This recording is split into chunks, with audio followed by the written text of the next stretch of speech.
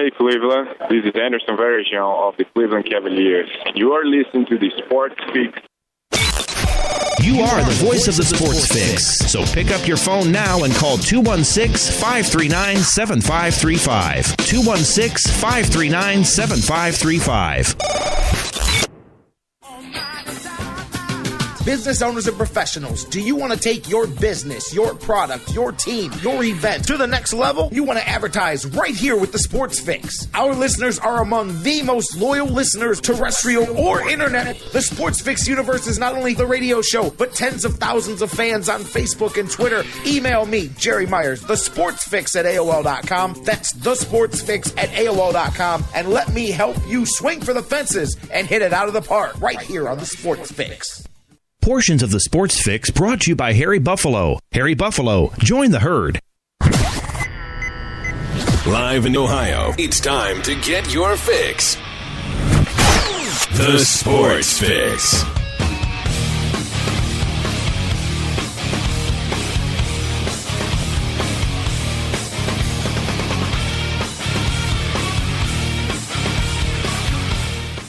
Welcome in, everybody. We are on the air, off and running, baby. Thursday edition of the Sports Fix. J-Rocc here, clicking the dials, getting us going, baby. I cannot wait. A good edition of the show. I mean, every day is a good edition of the show, but I've got a couple of buddies here on the show. John McMullen's back after a couple of weeks in the house here. Looking forward to talking to him. We'll talk some NFL, the latest with him and the Browns, and we're talking Aaron Hernandez, a lot of things to catch up with John McMullen from the Sports Network. He's going to join us here just about 15, 20 minutes from now. Mike Brandenberry, it's Thursday, baby, so you know, did the Tribe win last night.com? Yes, indeed they did. It wasn't last night, it was yesterday afternoon, but Mike's here. We'll talk about it. We're going to talk about it early in the show here, and then we'll get Mike in as well. Talk about Trevor Bauer, and hey, you know what? I think what was the last guy that pitched 9 no-hit innings to start the season for the Indians? I think his name may have been that fella. So good stuff from Trevor Bauer, and Indians made it a little harder on themselves than they needed to, perhaps, to get out of it, but they did, and they at least snapped that losing streak, ended the homestand on a plus, and now they get ready to get out there and do some things in the division on the road. First extended road trip of the season coming up. We're going to talk to Mike about all of that and all the things going on with the Indians and Carrasco and his thoughts on all the latest as they roll through the beginning part of the season. John McMullen, we're talking Cavs NBA playoffs. The field is set. We're going to get into that here in just a few minutes. Some really good playoff matchups. And, you know, the East, I think the first round's a little easier to prognosticate, but the West's got some good-looking playoff matchups there for sure. Let's get into all of that, you guys. We're going to crack open some phones, limited phones, but we'll crack open some phones and we'll get you guys going and all of that. Let's do the Sports Fix thingamajig, fellas. Welcome into the Sports Fix. I'm your host, J-Rocc, Jerry Myers, the Big Daddy here on this microphone, welcoming each and every one of you in to the Sports Fix across what we affectionately referred to as the Sports Fix Radio Network. Maybe that's you guys listening on TuneIn's radio app. And as a matter of fact, I saw a bump in subscribers on the TuneIn page after yesterday's show, which had to have been a direct correlation to me telling some of you guys about those of you that listen on digital delay, if you want to listen live, if you go, hey, or maybe some of the other live sites don't work. Maybe our website doesn't work, although I believe it works with all mobile devices now. But perhaps you've got a device that is giving you difficulty with it. Maybe you don't have the right player attached.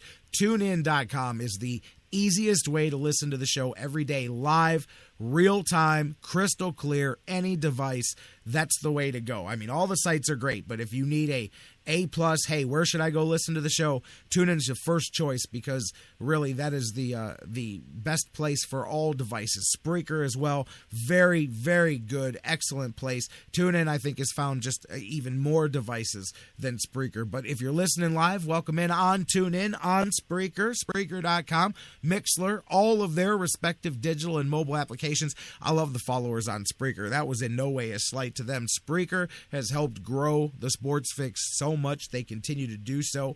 Part of our partnership with DraftKings and all the things that they've done to help grow the show. They got us on the iHeartRadio and many other things. So welcome in all of you as well, everybody listening live on our website, thesportsfix.net, your one-stop shop for all things Cleveland sports and Sports Fix.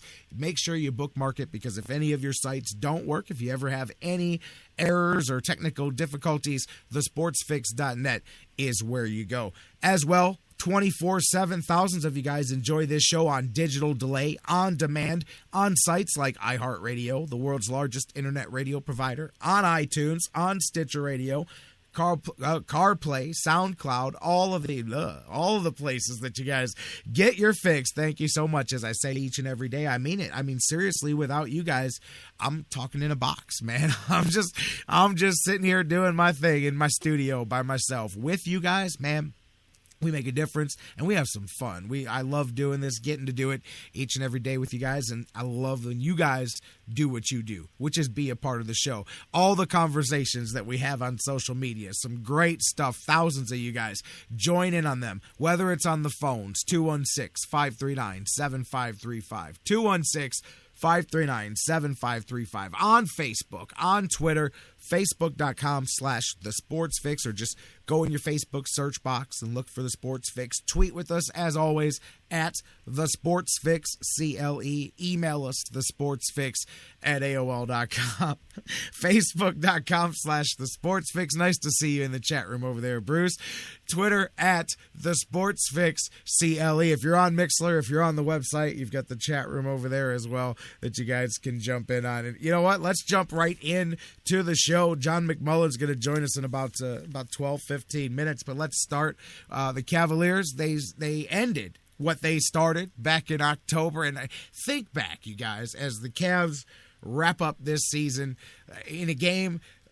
I just go back to the beginning of the season, and all the hubbub and the parade and the Radioactive, Imagine Dragons, everybody's singing, TNT's there, it's all, and then they wanted to win that game so bad. The way that season started, and then last night, the way it ended, you couldn't come around the circle differently any more than when it started, really.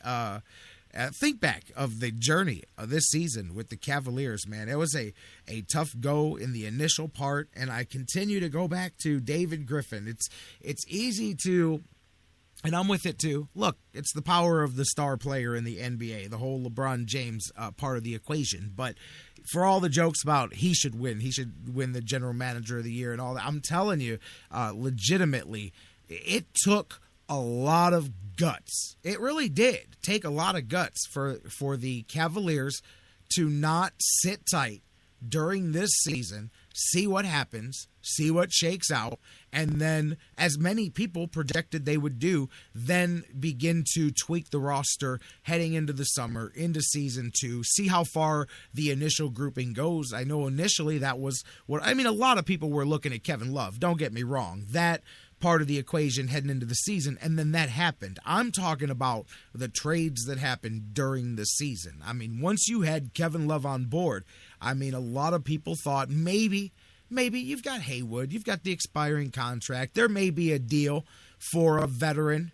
You may be able to get in a guy, getting one of those deadline deals that veteran teams try to do when they're competing for championships, but that was probably where the Cavs were sitting. They were in good position, but I really think you can't overstate the risk that David Griffin took there. But you know what? It was a risk that I believe needed to be taken, and that maybe is taking less credit for it there because it had to be done, but recognizing something that has to be done and doing it, and very shrewdly doing it as well. We've spent months, we talked about it, no need to rewrite the history about the breakdowns of those trades that were made back in January that got this season rerouted, and how the Cavaliers, literally restarted their season at that point, and it was off and running to the races. And to be able to do that with really the allocation of assets the way they did, effectively flipping picks of yourself and other teams' picks and Dion Waiters, and being able to flip a couple of assets around into a core grouping.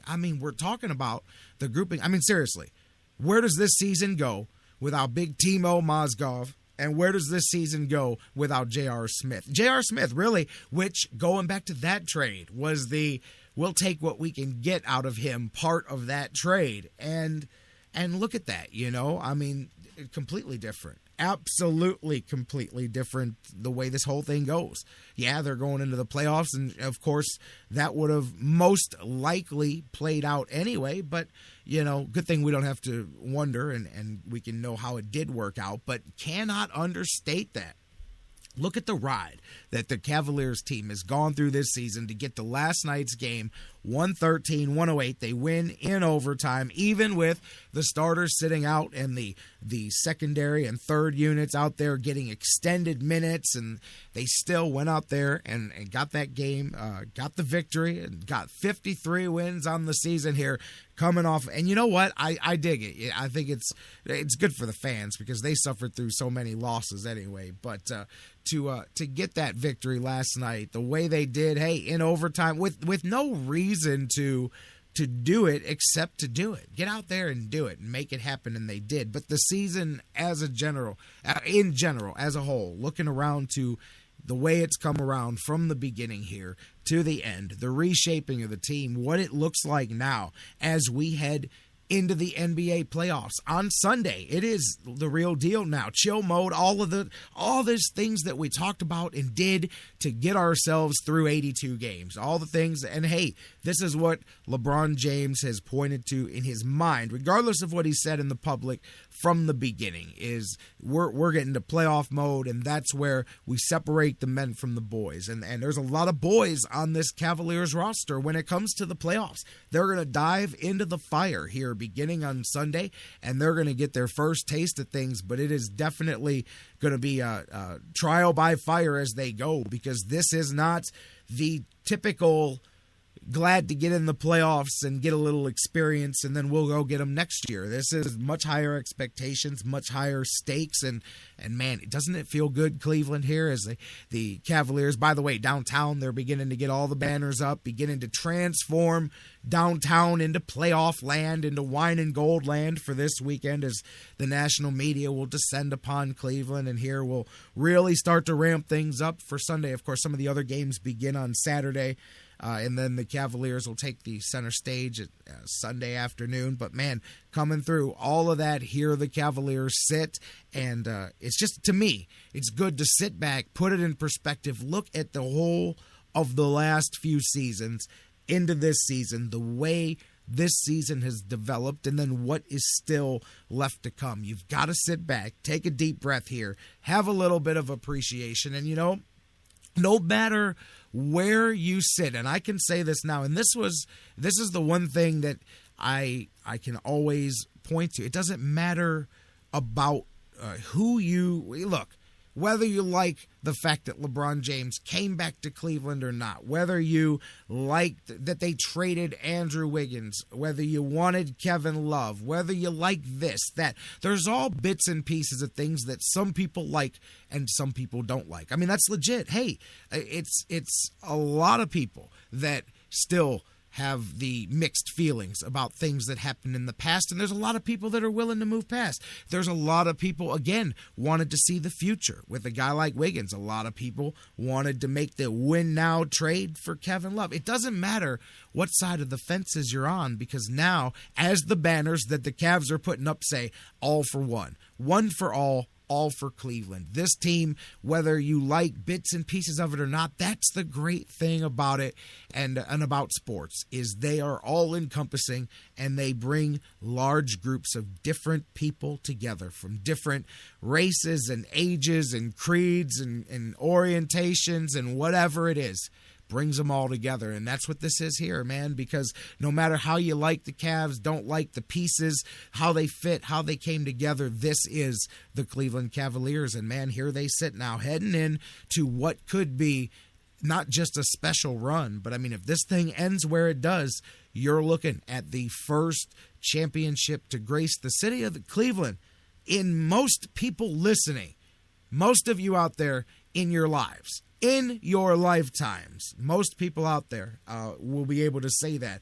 Unbelievable. And I just think it's going to be really fun. It's going to be special. Hey, man, there's going to be ups and downs, and there's going to be bumps in the road, especially here. I mean, every 48 hours, these things get magnified, and all the problems become the biggest problems in the world. I'm telling you guys, buckle in now.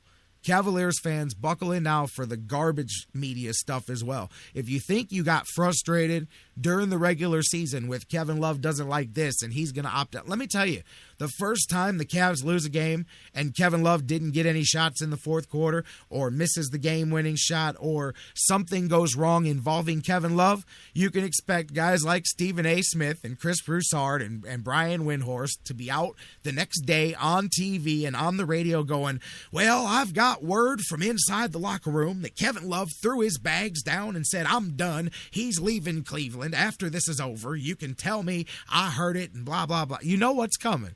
You know what's coming. So don't even hype. Don't even buy in. Don't clickbait. Don't get into it. Don't let them hype you up. You're going to hear that LeBron's having second thoughts. The first time LeBron has a struggling game. Or maybe LeBron scores 40 points and other guys struggle. You're going to hear that. LeBron came out frustrated and he thinks that his teammates died down and maybe he might have to rethink this whole Cleveland thing. Remember, he's got an opt-out in his contract. You know you're going to hear all of that crap throughout the next 40 plus days, however long this thing goes. Just get ready to tune it out now, just like the Cavaliers have to do. And like I said in the beginning of the show, not just the Cavaliers, but around have you guys looked at the finalized matchups? As last night, Indiana couldn't take care of their own business. I told you, I said, just because Memphis is in, man, doesn't mean they're going to rest everybody and that's going to be a walkover. Indiana, even though they went on that run to end the season, they won 6 in a row before last night. Brooklyn was able to win and then get the loss that they needed. Brooklyn ends up grabbing that 8th and final playoff spot. At one point, they were 13 games back from the final playoff spot or whatnot. They were way back. They dug their way out of a big, big hole there. And then how about over in the West, man? I mean, New Orleans able to do what they had to do yesterday to get themselves in the playoffs. I mean, a remarkable game by Oklahoma City. I mean, they were playing the Wolves, and they knew they had to win. Westbrook wasn't having it. He made sure that they took care of their half of the equation, but the Spurs did not. New Orleans won that game and got themselves a first-round matchup with Golden State. Looking over at look at the East first, where 2 sub-500 teams ended up going into the playoffs here this season, plus Milwaukee made it at 500. I mean, that's always a sticking point, but it's the system that you play with. I think the playoffs, the first round in the East, it's much more kind of cut and dry. I mean, really, I don't see Brooklyn having much of a challenge for Atlanta. I really don't. I think Atlanta walks out of that series.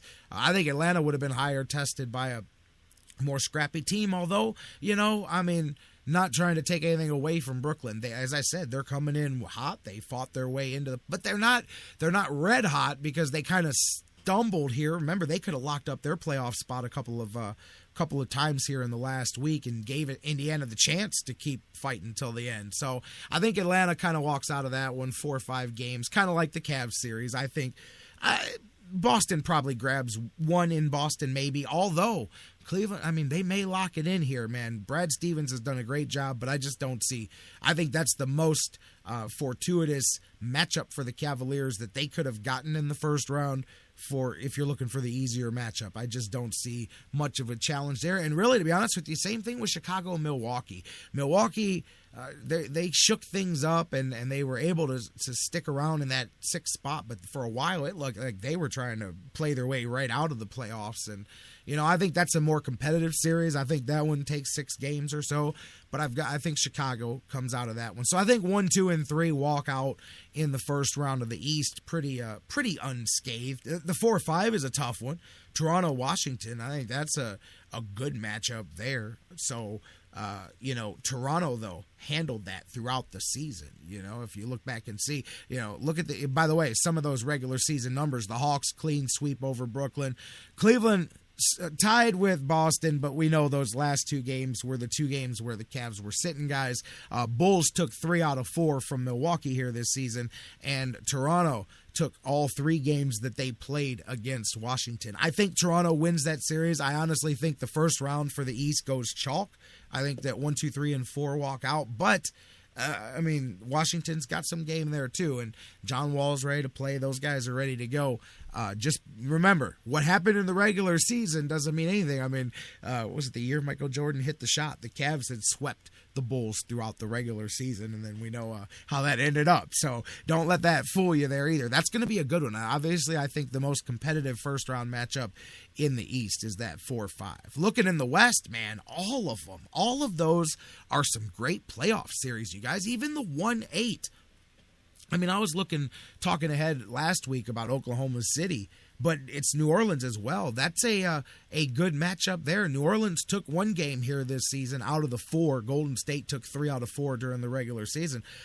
But hey, don't count. And then the one that they took was the most recent one when those two teams met. New Orleans knocked off the Warriors 103-100 just about a week ago here coming down the stretch. And they needed every win that they could to get in. So they were in playoff mode. And that's always watch out for those teams that had to be in playoff mode for the last couple of weeks. New Orleans is that team.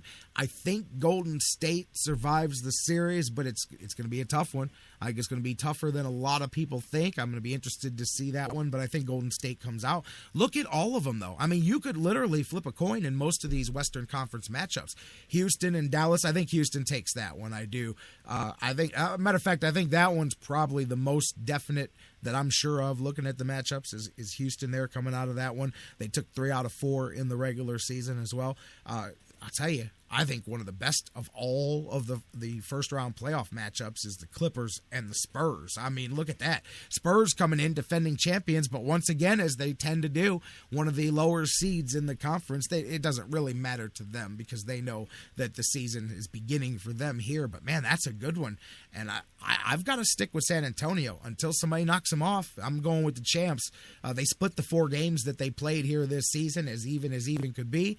I think San Antonio knocks off the Clippers until somebody shows me otherwise. I'm going to go with the Spurs, but I mean, that's a hell of a 3-6 matchup there. And the 4-5 is excellent too. You've got Portland and Memphis. Memphis with a clean sweep this season. They took all 4 games from the Blazers, but that again should be a good one there. I think Memphis will take that. I like Memphis. I think Memphis is the kind of team that's going to do a little damage here in the playoffs. Remember a few years ago, they were right there in the neck and neck with OKC, and everybody said who's going to make the next leap, and it turned out to be Oklahoma City, who they missed the playoffs for the first time in 6 seasons now, as they were unable to overcome all of those games lost by injury by Durant and Westbrook and all of the shakeups to the roster, and they end up falling short, even though they won that game yesterday with the New Orleans victory. Man, these are some great first-round playoff matchups, you guys. If you're into basketball, if you're into all of that stuff, especially these Western Conference first-round matchups, you're in for a treat. And the good thing is with the staggered schedule, the Cavs are playing every other day, but everybody's playing. It's like those early rounds in the NCAA tournament where you've got a lot of basketball being played. So should be a lot of fun. It kicks off, I believe, Saturday. All the games kick off here, and it's going to be a lot of fun. The schedule's out here this weekend. You've got Chicago and Milwaukee begins on Saturday. Of course, the Cavaliers series begins on Sunday. Hawks and Nets start on Sunday. Raptors and Wiz are a Saturday start. Warriors and Pelicans on Saturday. Rockets and Mavs as well, and the other 2 series will start on Sunday, the Clippers and the Spurs and the Blazers and the Grizzlies. It's going to be a lot of fun. It's playoff time, and for the first time since 2010, the Cleveland Cavaliers are taking part in the festivities. Let's see how far this goes. But seriously, guys, all that talking I just did, full circle. Enjoy it. Appreciate it. We're at the end of what's been a pretty fun season, and now the second season still left to go. Man, we're already up against the break. I haven't even talked about the try. That's right. I've got Mike Brandenberry coming on in a little bit. Indians, we were talking about it during the show, able to make that lead hold up yesterday behind Trevor Bauer, who went 9 hitless innings to start the regular season here. Trevor Bauer looking good to start things off. We're going to talk a lot of Tribe with Mike Brandenberry here later on in the show when he joins us. Let's get the first break out of the way and get John McMullen back in on the Sports Fix. It's been a couple of weeks. John will join us. He's from the Sports Network. We'll talk NFL. We're going to hit on Aaron Hernandez, the Browns, the NFL draft upcoming, all kinds of stuff. To be a fun conversation. John McMullen rejoins us here on the Sports Fix, talking some football. Next, Mike Brandenberry coming up later in the hour from DidTheTribeWinLastNight.com and so much more. Don't go anywhere. We have just begun today's edition of the Sports Fix, baby.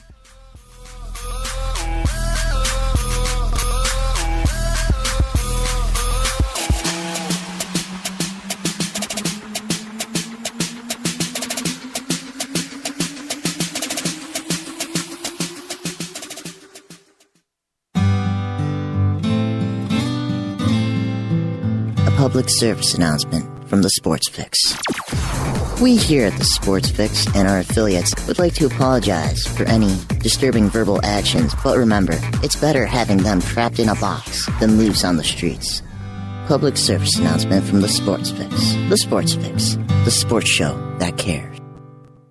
The wait is finally over, guys. Baseball season is here at last, and the excitement continues all season long. Here we go again at DraftKings.com, the official daily fantasy partner of Major League Baseball. Daily fantasy means no season-long commitments, just instant cash, instant gratification. Why wait until the end of the season to claim victory when you can win huge cash every day? At DraftKings, it's like a brand new season every time you play. Just select 2 pitchers and 8 position players, stay under your salary cap, and you could be on your way to an enormous payday. Last year, Peter from Colorado won $1 million at DraftKings in one day just playing fantasy baseball. Hundreds of thousands of fantasy sports fans, just like you and I, have already cashed in at DraftKings. Now it's your turn, baby. Hurry to DraftKings.com now and enter promo code SPREAKER to play for free. You could win part of the $300 million. Yes, I said $300 million in prizes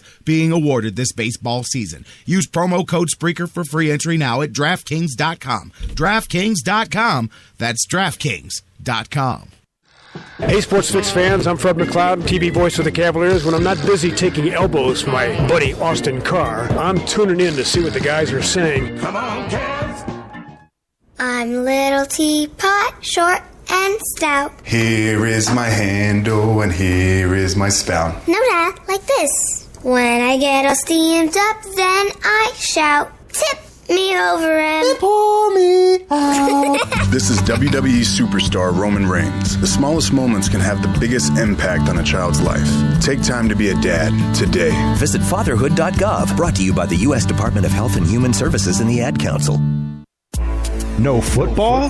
No problem at Harry Buffalo North Olmsted. From their awesome Wing Mondays to every single Cavaliers and Buckeye Hoops games in full HD, the excitement never stops. Every day of the week brings a different set of food and amazing drink specials. Fight fans, Harry Buffalo North Olmsted is the home for every UFC pay-per-view live on the big screens. And let's not forget their mouth-watering trademark, the Bison Burger. Nobody does bison like Harry Buffalo. The perfect combination of healthy and delicious. What are you waiting for? Get to Harry Buffalo, just outside Great Northern Mall today. Harry Buffalo. Join the herd.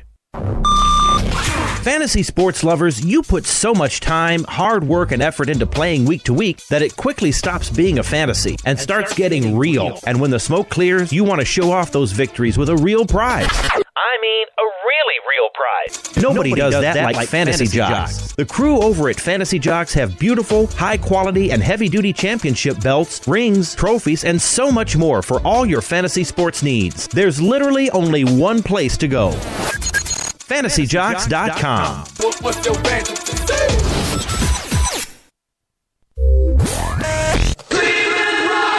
Have you gotten your copy of Cleveland's Finest yet? Highlighting the best moments, players, and media members in Cleveland sports history?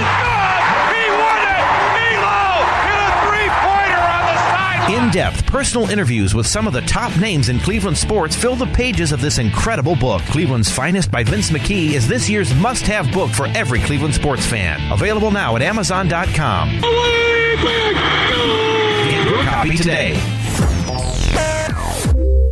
You're listening to The Sports Fix.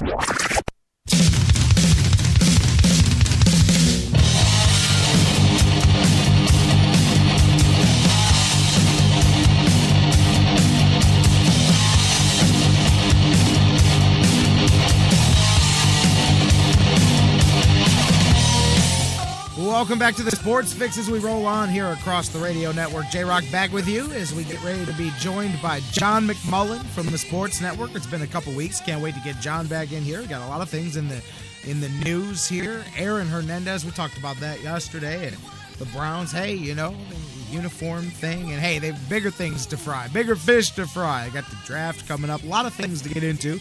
We'll talk some football with John McMullen. You guys talk with us, as always, on Facebook and Twitter. Facebook.com/TheSportsFix. Tweet with us at TheSportsFix, CLE, and email us, TheSportsFix@AOL.com. Let's go to the phones now. Let's see here. As soon as I find, there we go. John McMullen from the Sports Network here on the Sports Fix. John, my man, how you doing? Doing well. Thanks for having me, Jerry. Well, thanks for being here, as always, my man. You having a good week? How's it going? It is what it is at this time of the year. It's look at me season is what I call it. When you see all these crazy rumors leading up to the draft, I think, it's all the draftniks out there pointing to themselves and saying, "Look at me." Oh yeah, especially when you get into all the mock drafts and all of that. I don't do any of that. Like, that's the one thing I don't do. I'll get into talking and you want to speculate, but I mean, okay, I'm not going to read what 15 other people are projecting. First, but you got to read my mock draft. Well, you're the man. You know what I'm saying though. It's so hard to predict out, let alone what everybody would pick if there were no variables, let alone. Well, that's the one thing. I mean, trades especially, and that's a big thing with the Browns. Obviously, it's an exercise in futility trying to predict trades. But it is what it is, and you understand it's mock draft is what it is, and I know. You're really talking about who are the best prospects, and really talking about what's the more likely scenarios. But once the real bullets start flying, and one move is made, it jumbles up the whole board, and obviously Tennessee at number 2 is the linchpin of this draft, because there's little doubt, no matter what the Titans say, no matter what Rustin Webster or Ken Wisenhunt say, they don't have any interest in Marcus Mariota, and they're trying to play it up. Obviously, this along with this is the time for subterfuge, and they want to make it look like they have interest, so they can make the teams that do really have interest understand that the only way they're going to guarantee themselves to get Marcus Mariota, if they want him that badly, is to get up into that number 2 slot. And you're hearing the price. I mean, we've heard talks of, 2 firsts and 1 from next year. It's like, to me, that price is ridiculous, my man. Well, I agree with you, because I'm one of those that's not as high on Mariota as some people are. I think he's not a plug-and-play guy. I think he, unless you're the Philadelphia Eagles, maybe the Miami Dolphins, for instance, who don't need a quarterback, unless you run that type of offense, he's a project, and that's not necessarily a bad thing. It's not like you automatically give up on a player, but to give up 2 first-round picks and another one from another year for a guy who's not going to hit the ground running, that's a very steep price. Now, especially when you figure in the one thing I talk about with the Browns, though, and I think it's reality. I know people don't want to hear it, but I think it's fair to call the Browns the most, probably the most dysfunctional team in the NFL right now. And Ray Farmer is likely a little bit desperate, probably willing to take chances with the 2 first-round picks. I think staying put would probably, playing it safe isn't as sexy, obviously, but probably the right prescription for an organization that has rarely gotten it right in the past. But desperate times call for desperate measures, and I think Ray Farmer kind of understands his job's on the line, and he's got to make a footprint. The scary part about that is, like you said, desperation. And I talked about how even if Ray Farmer goes into the draft saying, okay, I'm going to stay true to my board, I'm going to see how this goes, I want to get talent, and I want to use all my picks. When you've been looking at a guy and scouting a guy and kind of looking after him for a couple of years, you never know what can happen when the bullets are flying. But you worry about, I mentioned this the other day talking about the draft, is when teams try to overcorrect mistakes they made in previous drafts, and then you just make problems worse, is you've got the Johnny Manziel X factor, and I don't just mean him as a person on the roster, but he's a first-round asset as well. So now you're talking about being 4, first-round draft picks into the position and still hoping that somebody emerges there. But now you're throwing 3 first-round draft picks after trying to fix the problem that you threw one at the year before, and that really you threw one at 2 years before that as well, and it continues to dig that hole even a little bit deeper. Now, with Manziel, the other thing I want to bring up, the Browns did their uniform thing the other day, and one thing that I noticed from fan pictures that were sent to me right away from all over, because as soon as they opened up the team shop in there, boom,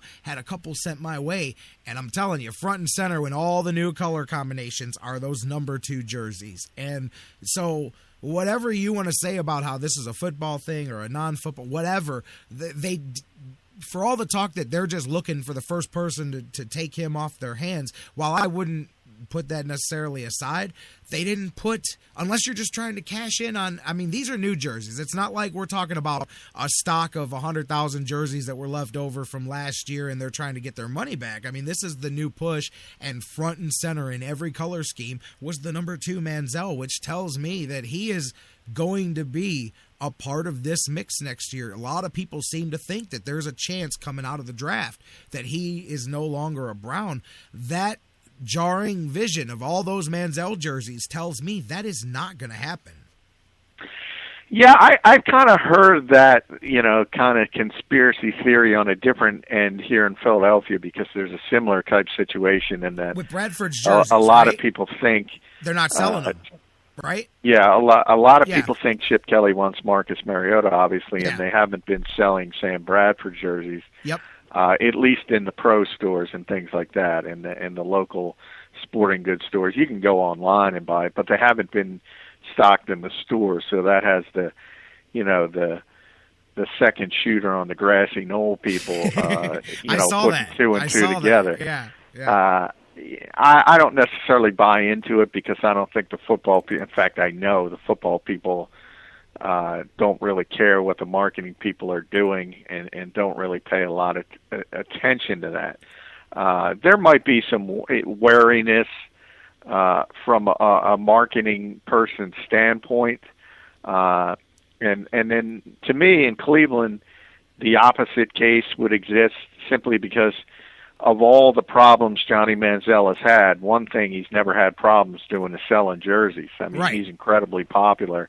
And even if he is gone in April, at the end of April, from Cleveland, a marketing person is thinking, I want to sell as many of those jerseys as I can before he is gone. So I don't think it really takes anything into account of what Ray Farmer's thinking. I've said, from day one last year, we can go back. When you take a quarterback in the first round, you expect him to be the future of your franchise.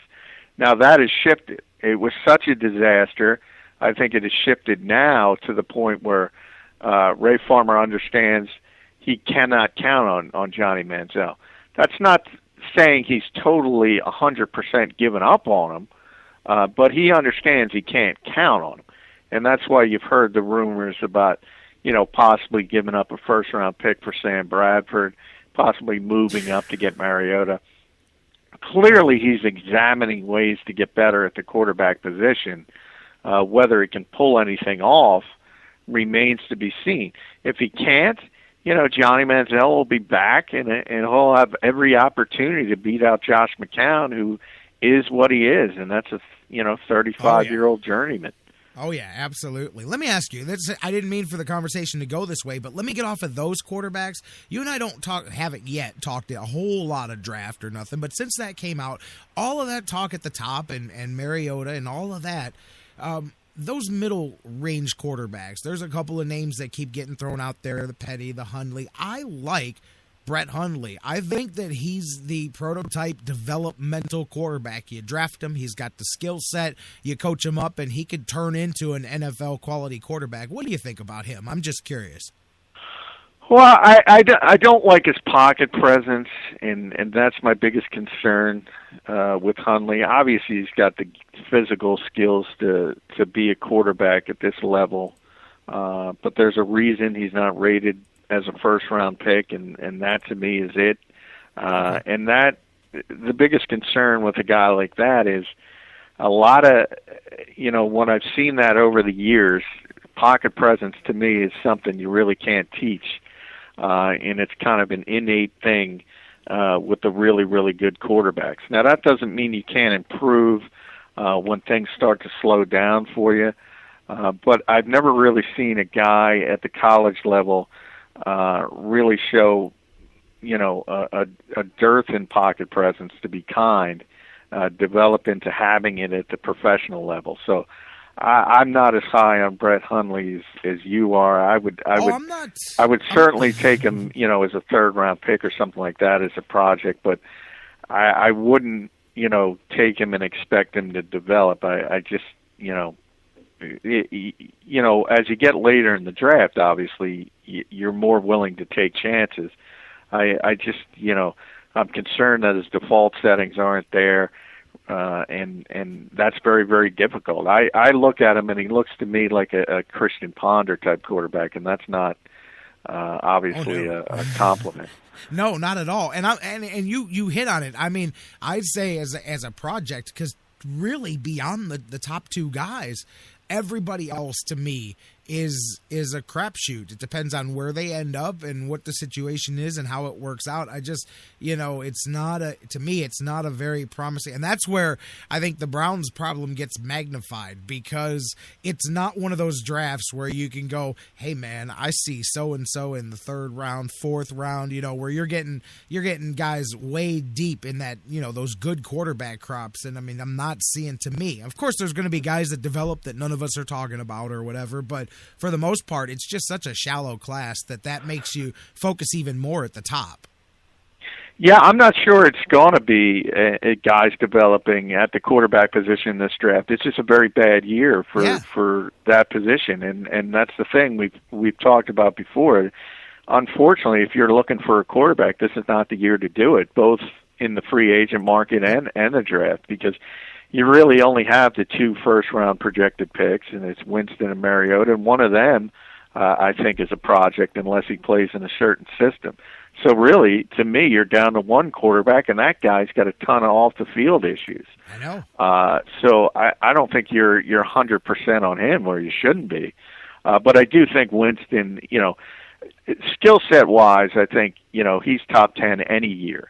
Pick the year, he's going to be there. He's legitimately a top 10 prospect as far as, football acumen goes. We can talk about the off the field stuff, but if you take that out of the equation, I think he's legitimate. Everybody else, there's questions. And as you get past Mariota and you go to Hundley, Bryce Petty, I like some skills. He plays in the spread offense though too, so he's got a lot of Mariota type issues in the fact that, one of the things about college football as it's played today, it doesn't do quarterbacks a lot of good when you project to the next level, because there are so many spread offenses. And the bottom line is, has the NFL changed a little bit? Yeah, they put a little bit more read option in, but if you look at the teams around this league, nobody really embraces it 100% outside of Philadelphia.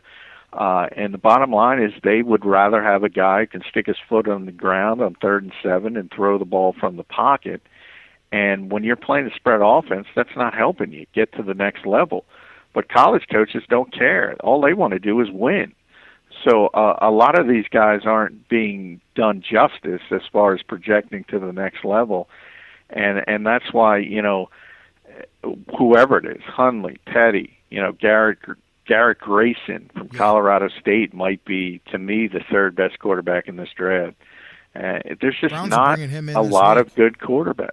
Yeah, you mentioned Grayson. Brown's bringing him in this week for a look there. That's another guy. And you know what? Though, at that level, like whether it's a preference, you look at him, and I can see what you're saying too, because he's kind of a dark horse too.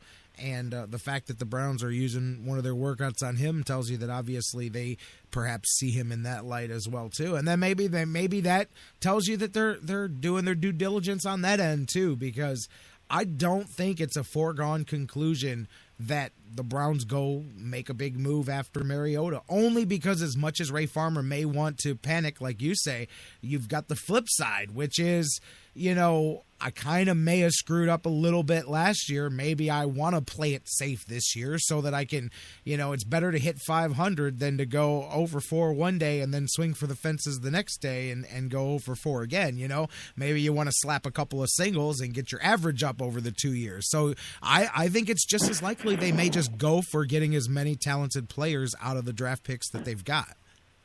That's what I think playing it safe would be the best way to go. But and early in the process, that's what I said. I when a lot of people said the Browns are in play for Mariota, I said they can't be, simply because if you trade up to get Marcus Mariota the year after you took Johnny Manziel, you're basically admitting, yes, I made one of the worst mistakes I could possibly make. And you can't do that as a general manager and keep your job. But as things have progressed, and I think, one of the issues is the TextGate scandal, because that's embarrassing for Ray Farmer. It kind of shows he was in over his head a little bit. And then you add to the fact that you not only missed badly on Johnny Manziel, but you at least early on missed badly on Justin Gilbert. It doesn't look good, even though some of the other picks were great. But the bottom line is, fair or not, general managers are judged on the first round picks, and they're judged on things that are on the front page of the newspaper.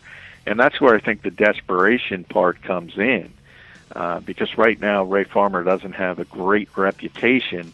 And as I said, it could be a guy trying to save his job by making the big splash.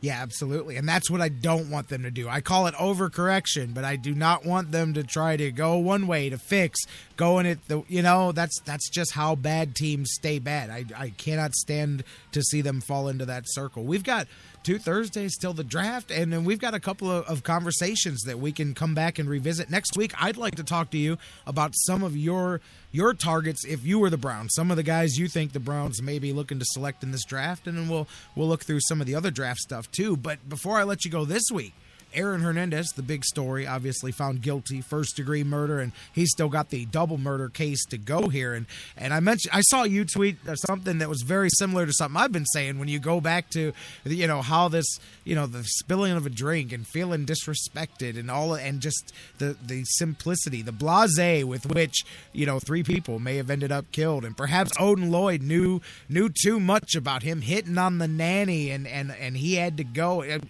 when you listen to the evidence, by the way, what a job by the prosecution when you look at how they piece together. Technology today is amazing. They could use not only the cell phone, the texts, but the pinging of the data connections as the phone drove through Wi-Fi connections and all of those things to put a forensic trail together that made it so bad that Aaron Hernandez's people had to admit his presence at the scene during the closing argument because they were nailed dead to rights because of all of the forensic technology that was able to trap him. That, to me, is amazing stuff.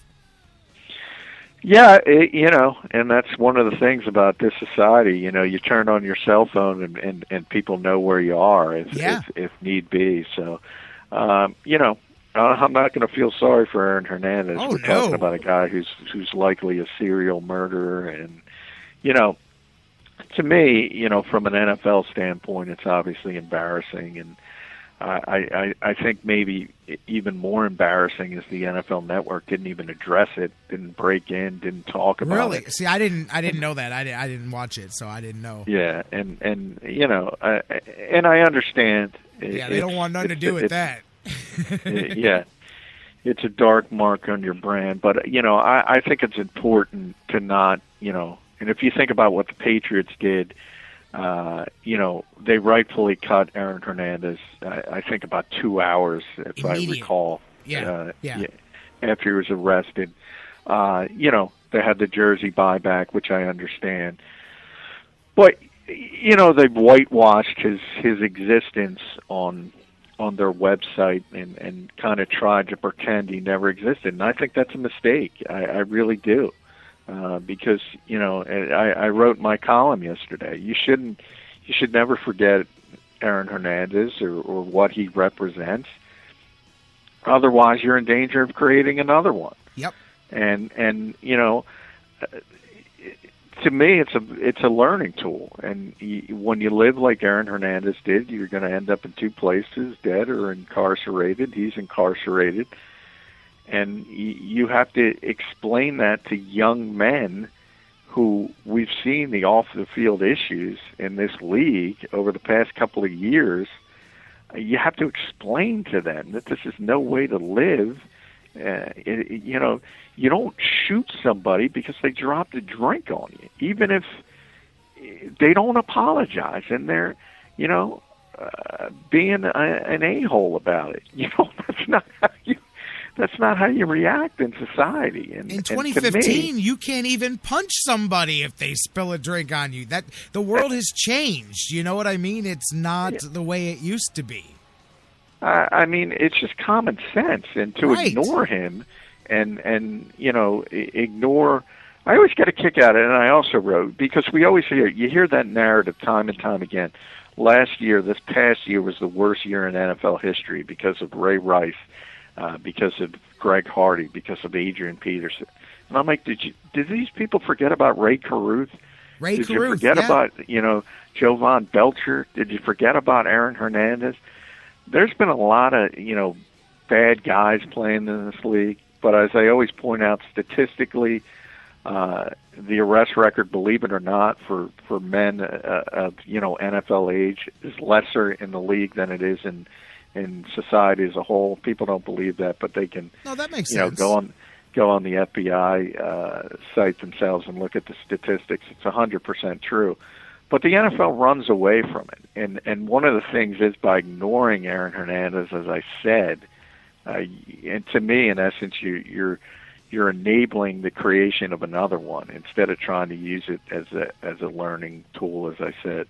John, I agree with you. I absolutely agree with you, because so many times when we talk, I mean, think about it. What was the stuff that was at Deshaun Jackson when the stories came out about gang ties? I'm not going back to that story specifically, but when you have an actual example, as sad as it may be, of Aaron Hernandez here, when you talk to young guys, I have kids. I know they listen to you and they think you're not actually talking to me. You're telling me stuff that has nothing to do with my real life, and they don't have any tangible stuff. When you say, hey, you got to separate from the bad seeds, from the bad influences in your life. You got to surround yourself with different people. And they say, I'm keeping it real. I'm representing, I'm staying where I came from. They don't understand that now you have an example of a guy who did not get out of that culture, who did not change his circle, and who ended up destroying so many lives. And just that's such a sordid story there. But I mean, that's tangible. People can go, hey, I played with that guy 3 years ago. I was in training camp with that guy. I know that guy, and here I'm watching him on CNN being sent to the pokey for the rest of his life because he didn't get out of it. He just kept it going. I mean, that's that tangible example that now guys can't go, oh, that doesn't really happen, because yes, it really does happen, and there's your proof. Yeah, and you know, one of the issues is, you know, when I cited the statistics, you know, one of the big things with crime, obviously, is it relates in large part to poverty. Well, NFL players don't have to worry about poverty, so they have no reason to fall down this rabbit hole because they have, you know, all the means, all the opportunity. Aaron Hernandez signed a $40 million contract. He didn't have to continue to hang around in the bad neighborhoods of Bristol, Connecticut. Had the means to leave it, had the opportunity to leave it, didn't leave it.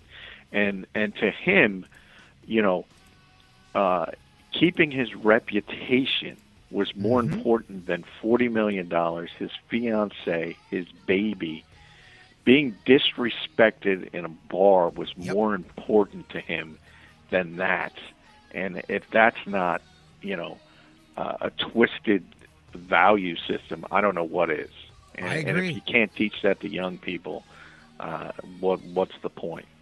And now you've got a teaching tool for it. John McMullen from the Sports Network, I agree, most definitely. Check him out. As always, some of these things he's referring to, his columns that he writes for the Sports Network, and he's here every Thursday on the Sports Fix. John, next week, let's talk a little NFL draft. Some of the guys you think may end up wearing Browns uniforms. We'll talk some more about the jockeying around and the silly season here of guys spreading those draft rumors and more. We'll talk about whatever's going on with the NFL a week out of the draft next Thursday.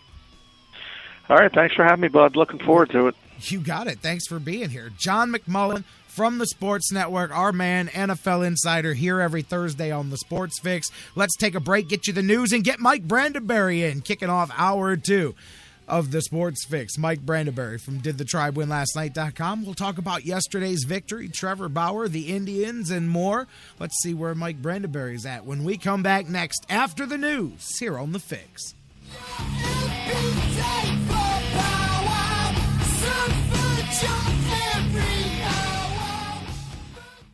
We here at the Sports Fix want to make all of your dreams come true. What about my dream? Edith, I told you I can't build your candy house. It will fall down. The sun will melt the candy. It won't work. It will if it never rains. Oh, maybe not all of them. Get your fix on the Sports Fix. This is head coach Gary Waters at Cleveland State, and you're listening to the Sports Fix. Whether it's an oil change or a new set of tires, Quick Lane at Valley Ford Truck has you covered for your automotive car care needs. They're your neighborhood quick service experts. They also offer a low price tire guarantee. Choose from 13 brands, and if you find the same tires at a lower price within 30 days, Quick Lane at Valley Ford will refund the difference. They're open late Monday through Thursday until 9 p.m. and open early Saturday so you can check it off your to-do list and get on with your day. They also have a newly remodeled service lounge and additional service bay just for Quick Lane oil changes. Quick Lane at Valley Ford Truck is located at 5715 Canal Road, right under the 480 Bridge in Valley View, just down the road from Independence. 5715 Canal Road, right under the 480 Bridge in Valley View, just down the road from Independence. Come see why life is better in the Quick Lane. QuickLane.com/Valley Ford Truck. That's QuickLane.com/Valley Ford Truck. Today on Save on Taxes, we ask 100 people what costs less than filing your taxes with IRS Free File. A car seat. Oh, a pair of shoes. The correct answer is nothing. When you use Free File, you get brand name software, tax prep, e-filing, and help with the new healthcare provisions, all for free. So, did we win anything? Everybody wins. freefile.irs.gov. It's fast, it's safe, it's free. Business owners and professionals, do you want to take your business, your product, your team, your event to the next level? You want to advertise right here with the Sports Fix. Our listeners are among the most loyal listeners, terrestrial or internet. The Sports Fix universe is not only the radio show, but tens of thousands of fans on Facebook and Twitter. Email me, Jerry Myers, thesportsfix@AOL.com. That's thesportsfix@AOL.com. And let me help you swing for the fences and hit it out of the park right here on the Sports Fix. The Sports Fix is now available every day on the world's largest internet radio service, iHeartRadio. Download the free iHeartRadio app, subscribe to the show, and get your fix. News break. Good morning, I'm Bob Picozzi, and 2 of the 8 first-round matchups teams will be meeting in the postseason for the first time. The NBA playoffs will begin with 4 games on Saturday. That's when New Orleans will visit Golden State, 3:30 Eastern Time Saturday on ABC, 2:30 on ESPN Radio. For the first time in 6 years, Oklahoma City will not be in the playoffs. But Thunder guard Russell Westbrook did win the NBA scoring title. Doesn't mean nothing. Good job. Hooray. I'm at home. Watching other teams play. Doesn't mean nothing. The Thunder finished tied with New Orleans for the 8th place in the West, but the Pelicans get the final playoff berth because of a tiebreaker. According to media reports, it is the Rams' turn to work out Oregon quarterback Marcus Mariota today. St. Louis has the 10th pick in the NFL draft, which will begin 2 weeks from today. Coach Jeff Fisher among those reportedly in Eugene, Oregon today to take a first-hand look. The first round of the RBC Heritage on Hilton Head Island today. Kevin Kisner is 4 under through 13 holes. He has a 1-stroke lead over Charlie Hoffman, who's 3 under through 10.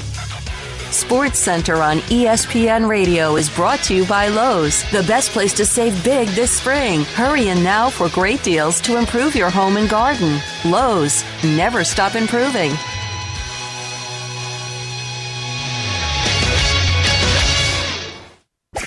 Now, back to the Sports Fix.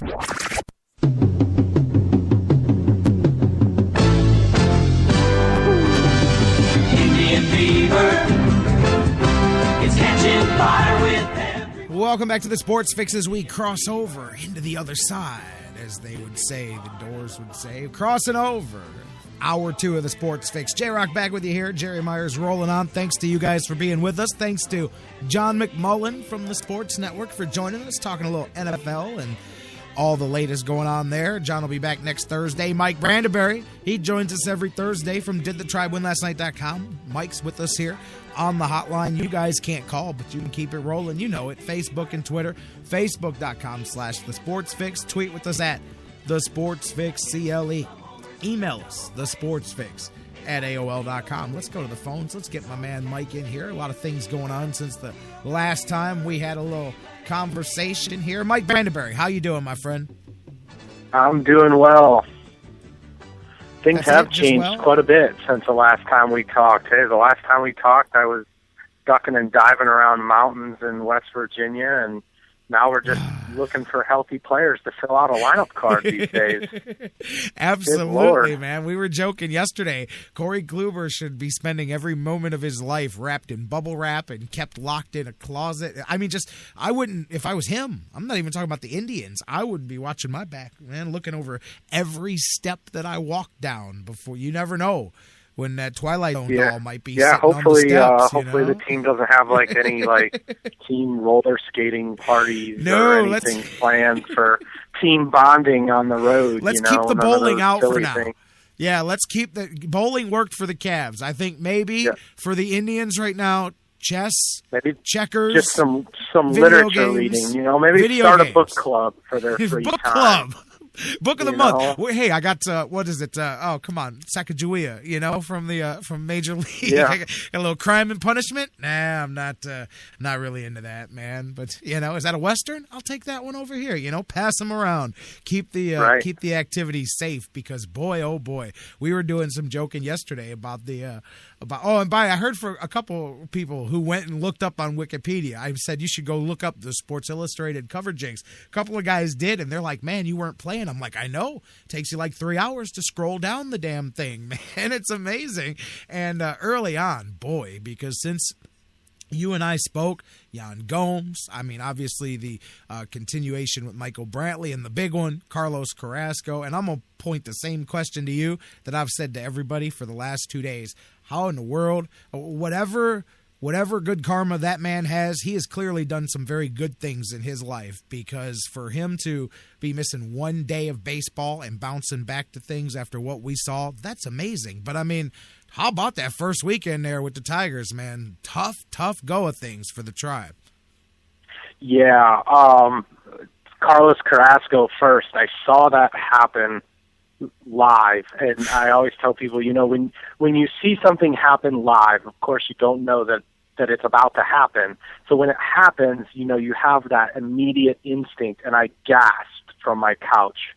And as he went down and he wasn't moving, I was like, oh my God, this is really bad, and your heart sank. And I don't know. I think it's one of those things, as you get older, you realize that these people that you watch on TV, they're not like cartoon characters. They're real people, and they have families and they have loved ones. And I just read, a week ago about his extension and how, some people in the Players Association had pressured him not to take it because they thought it was below market value, but he thought it was important for his young kids and his family. And, those were all the things racing through my mind as he lay on the field.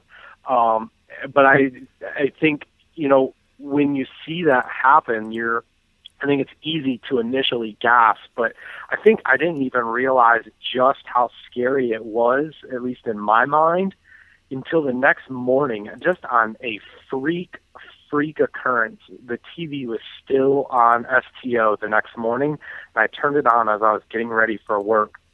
and Indians replay was on, and wouldn't you believe it was the next pitch, Jerry, and I knew it was coming, and I gasped again because of just how bad it was and how hard it hit him.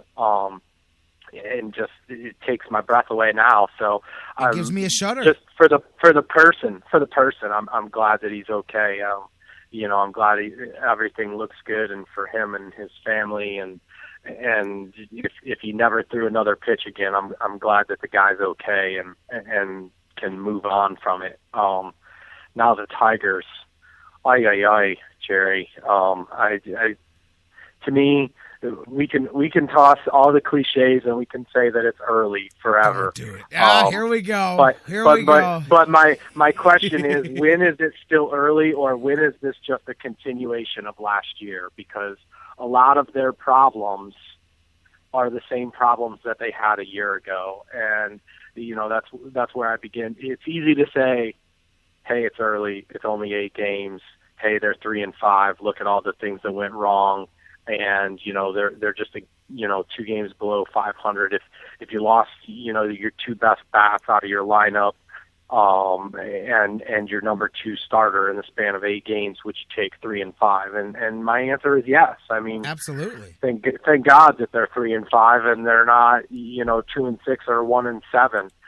Because I think it's on the table for as awful as everything has gone so far. But with all that said, they still can't beat the Tigers. They still can't score runs. And the back end of their rotation, once you get by Trevor Bauer, is looking more and more like the roll of the dice. All of that too much pitching that we talked about in February seems to be long gone. And I'm, again, I don't know, to steal one of my cliches, I'm not hitting the panic button, but I think there's reason for concern. I don't think it's easy to write off these 8 games and just say, well, it's still early. Because to me, a lot of these are the same problems that they had last year that, in my mind, have never been fixed. And I hear what you're saying, especially on the Tigers part of it. But I do think that there is, I think that obviously I can dig into the cliches too. I am leaning more towards the correction. I still think the Indians are going to do better. I'm more optimistic than you, but the left-handed pitching thing most definitely has me concerned, as we saw that. I think there's big reason to be concerned with their offense from a long-term standpoint for this year. In 2 regards. First of all, like you said, left-handed pitching. Yan Gomes hit .331 against left-handed pitching last year. That's the thing, is he was your best against the lefties, right. And now you don't have him, too. And that was a weakness and an Achilles heel, and essentially at this point, that production is going to be replaced in the lineup with Ryan Rayburn and Jerry Sands, and let's be honest, they are not going to replace Yan Gomes' offensive production. And so a weakness is about to get weaker, and and thank God that Yan Gomes is only out 6 to 8 weeks, because I had heard much worse before it was announced, and the Indians will never say it now, but they were fearing much worse. So 6 to 8 weeks is great versus the alternative and missing the entire season, but 6 to 8 weeks is a big chunk of the season, and it's not going to be early in 6 to 8 weeks when Yan Gomes comes back. And I think there's big reason to be concerned about their offensive production, especially against the left side. But I think, one of the things that you and I have talked about this spring is them having another home run threat where they have the ability to score quickly with Brandon Moss. And now, in a lot of ways, Brandon Moss's home run production or his ability to go extra bases is really just replacing the production lost from Yan Gomes. This offense is not better. It's at best the same, or, I think it's fair when you're looking at the left-handed side, it's worse.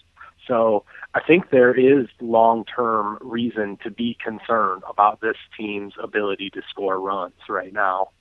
See, I'm with you, but I look at it in the short term. I think for the next few months, yes, it's going to be a struggle. But I do believe the possibility is there when you do get back to full strength for things to get back. But a few months is a big chunk. That's tough. Absolutely, you could put yourself in. And the other thing you started to say as I cut you off is when they get back to full strength. I think that is a bit presumptuous. True. I don't think you can bank on getting to full strength. I mean, injuries are a part of the game, and injuries have hit this team hard in the first week. I mean, unfairly. Count spring, too. Hard. I mean, we were talking about that yesterday. Go ahead and go back to the spring. Even if you want to fold in Nick Swisher not being able to start the season, but add in to Gavin Floyd and to Josh Tomlin and Michael Brantley and Carrasco and Gomes. And I mean, yeah, when you put that group together, I'm with you. I mean, that's a large group of some of your pieces that were going to be key pieces. I agree. Funny and not funny story is on our site we do series previews and Bob Toast does a great job of putting those together, and he always provides the injury report, and I clicked on the series preview to open the White Sox series 2 days ago, and I had to check a calendar. I thought it was August because the Indians had 7 guys listed. I'm like, there's more guys hurt than there are games played already. That's amazing. So I mean, how is this happening? I mean, they've been bit hard, but it's also part of the game, and I hate the assumption that we're going to get back to healthy, and I'm not, predicting doom and gloom, but we don't know that this Michael Brantley back injury isn't going to linger all year. They keep telling us that it's not, but they also keep telling us that he's had it since spring training, so it's not going away. We keep hearing that he'll be ready tomorrow. Well, tomorrow so far is not coming. They told us he'll be ready tomorrow. Friday's the day. But tomorrow's been several days. So let's see. Obviously the Gomes injury, there's no word that Nick Swisher is coming back anytime soon to save the day either. It's going to be about 3 weeks or so before he's even in the mix to come back anyway, right? Figure about 3 or 4 weeks. It's going to be about 3 or 4 weeks before he's even in the mix of being in the discussion to come back, I would figure, because he's going to do probably about 15, 20-day rehab stint, and then from that point, But I mean, and that's assuming that he's going to bring anything to the table when he comes. But I mean, even that is still off the beaten trail a little bit. Brother, I agree with you. And again, I'm trying to keep, the glass half full as well when I look at the back, because you are right. Even with Gomes, and I said this yesterday, that's a position where the knee is a very important, thing. I mean, just because it's the least of the injury perhaps that he could have had, that could linger on. There's no guarantee he comes back. And how does that affect him for the rest of this season and the rest of his career? He's catching. I mean, that's a position where you're squatting all game long. I mean, that's a bad injury for a catcher to have. If he'd have had, a shoulder, a wrist, different, upper body injuries, he could compensate more. The knee is going to have to be strong for him to come back. So, I mean, and I'm not trying to be glass empty either, but those are all part of the equation. So I know you're right. I do know that you're right. And as Bruce just said in the chat room, they could very well be 15, 20 games back before you get to full strength, even if you do get there. Right. And then you've got trouble. That's where I go with, looking at the Gomes injury and saying, well, a couple months, they'll struggle for a couple months and then they'll be all right. Well, a couple months, you might look up at June 1st and it might be over before it starts. And I'm not saying that that's the case, but I think it's possible. They've definitely, in fairness, we talked about the importance of a good start at this point. I'd be happy to see him tread water till Memorial Day for all the things that have gone wrong. 500 ball, man. I'm with you. Yeah, I mean, if you can tread water and you're fortunate enough to get pretty close a clean bill of health. I mean, some guys aren't coming back. I mean, I don't think we're ever going to see Gavin Floyd pitch. I wouldn't count on Josh Tomlin for anything. Let me jump in there. You bring up those pitchers there as we're talking about things. And this is the one good, okay, when you are doing the glass half empty, half full, is the old cliche of at least it happens early. My thing is I'm not looking at it from, well, if it's going to happen, at least it happens early, but you can at least make your adjustments early and go forward with whatever you're going to do instead of, it happening in the middle of something. So I at least like it from that side. But you bring up those two pitchers there, Tomlin and Floyd, and we lost them in the spring. We hadn't had a chance to talk because it just happened the other day. And I know this is also a reinforcement that's probably 30 to 60 days at least down the road. But what were your thoughts when they did go out and sign Chachin and bring him in? Because at least to me, on the surface, should he be able to get back up to full volume, he can theoretically replace what you were going to get from Gavin Floyd and perhaps bolster that starting lineup. But I'm curious where you are on that. Yeah, I mean, he's a complete flyer guy. I mean, I think he goes, in the Gavin Floyd, Bruce Chen, Sean Markham category of, small risk, potential reward. And, the market is thin at this point, first of all, for guys for starting, the starting pitching market is always thin, but it's certainly thin in April. So considering the way things have gone, I mean, the Indians better go sign somebody. And I will give the Indians a lot of credit. They're known for turning water into wine when it comes to starting pitching, and I think that that's a great credit to their strength and conditioning staff, the guys who do all the rehab, and certainly Mickey Callaway and their minor league pitching instructors, guys like Tony Arnold who has worked at AAA, and now Carl Willis, who has been in and out of the Indian system for a decade or two. Those guys should get a lot of credit, more than probably what ever gets talked about, because they're the guys that work with some of those reclamation projects in the minor leagues and get them big league ready. So I would say with as poor as the Indians' luck has been so far, they better sign somebody.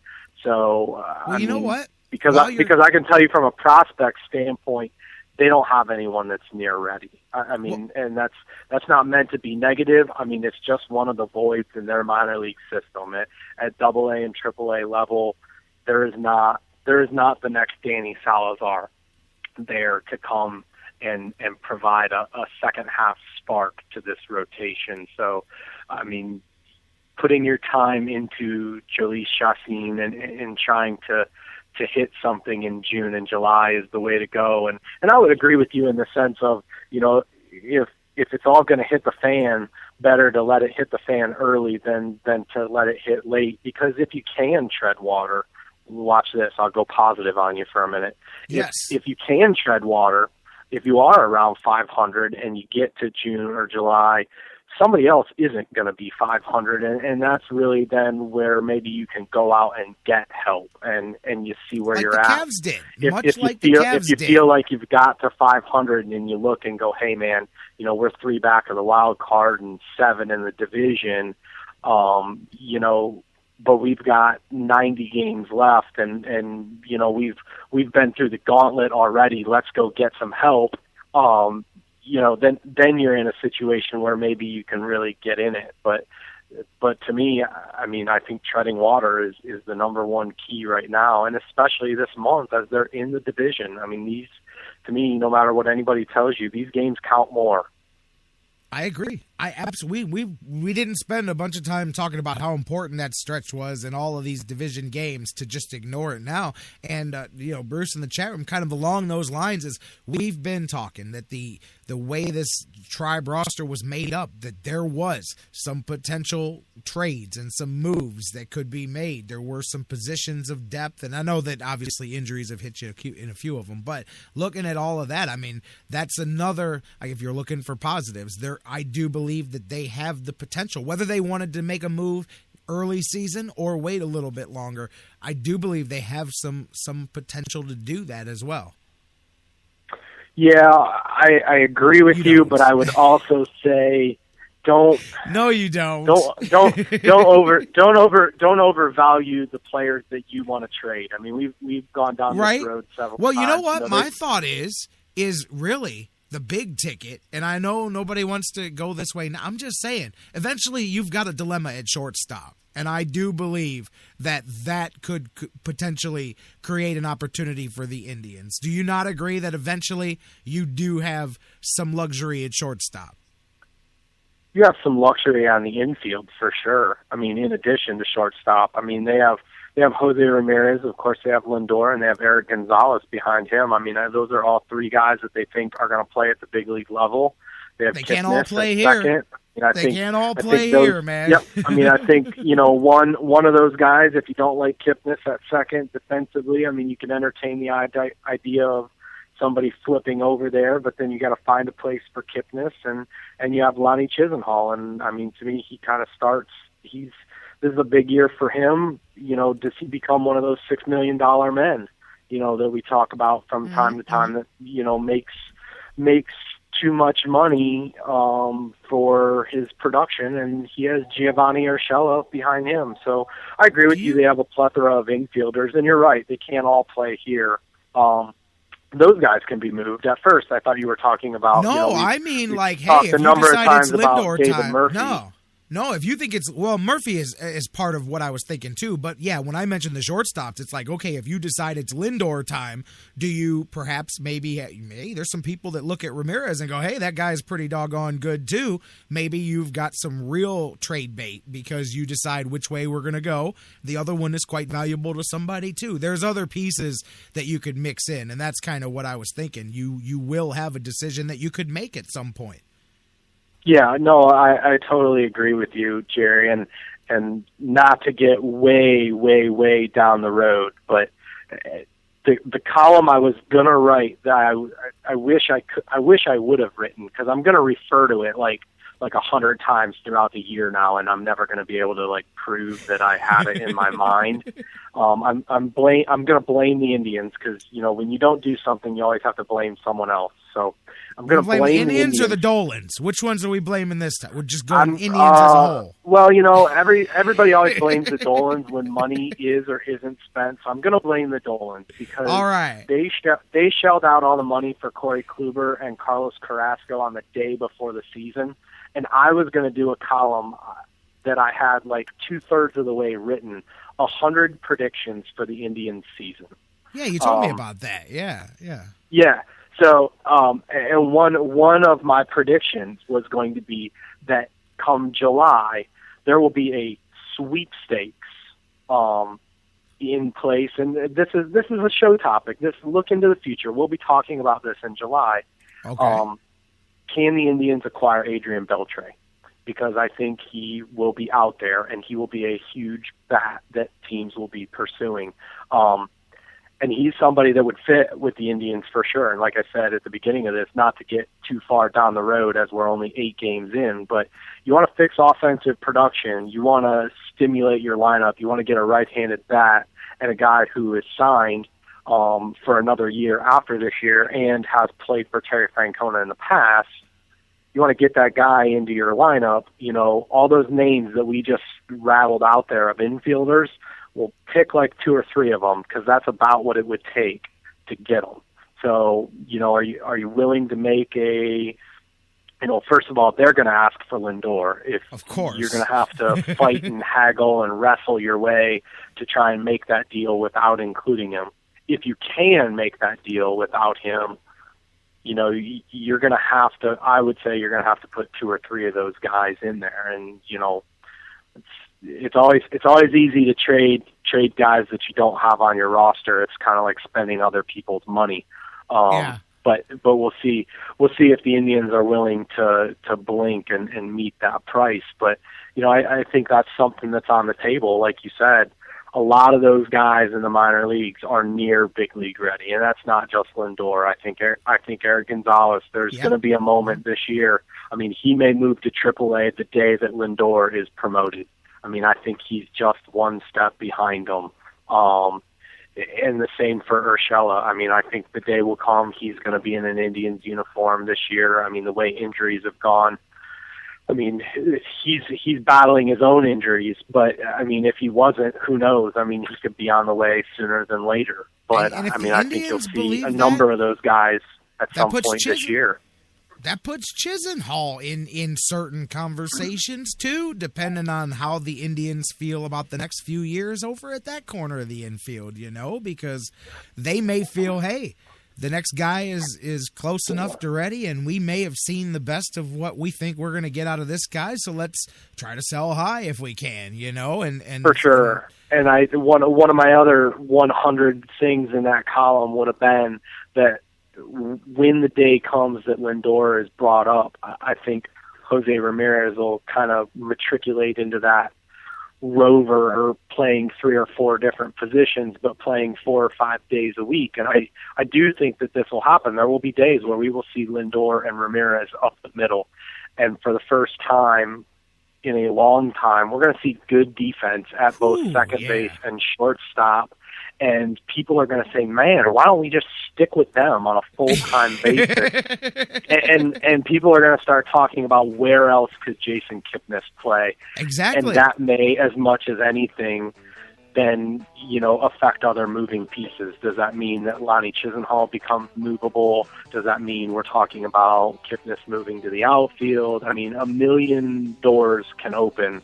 You know, we're going to start talking hypotheticals, but I mean, to go back to your original point, they definitely have a surplus of infielders at the higher levels, and I think if they're going to remain a contender, you know, again, tread water for the next 2 months, both, you know, with pitching and with your offense. If you can just tread water and be around 500 come Memorial Day, I think they can really get into it and then maybe use some of those pieces to get themselves some help, too.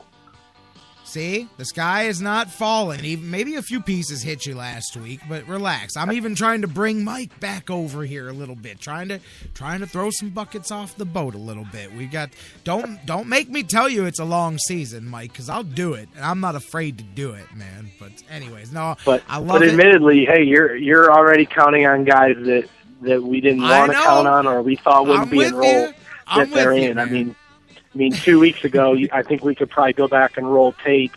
You know, you and I talked about Zach McAllister moving into the bullpen. My boat's got holes in it, Mike. You don't got to keep bringing it up. My boat's got holes in it. I understand. I'm taking on water. The potential that he could have had in the bullpen, that ship has sailed because they need him in the worst way to show up and give them 5-6 good innings in the rotation. I mean, to me, he's a guy. I mean, if you want to identify guys that are going to be key to, you know, keeping the boat afloat, I mean, Zach McAllister is one of those guys. For sure. Me.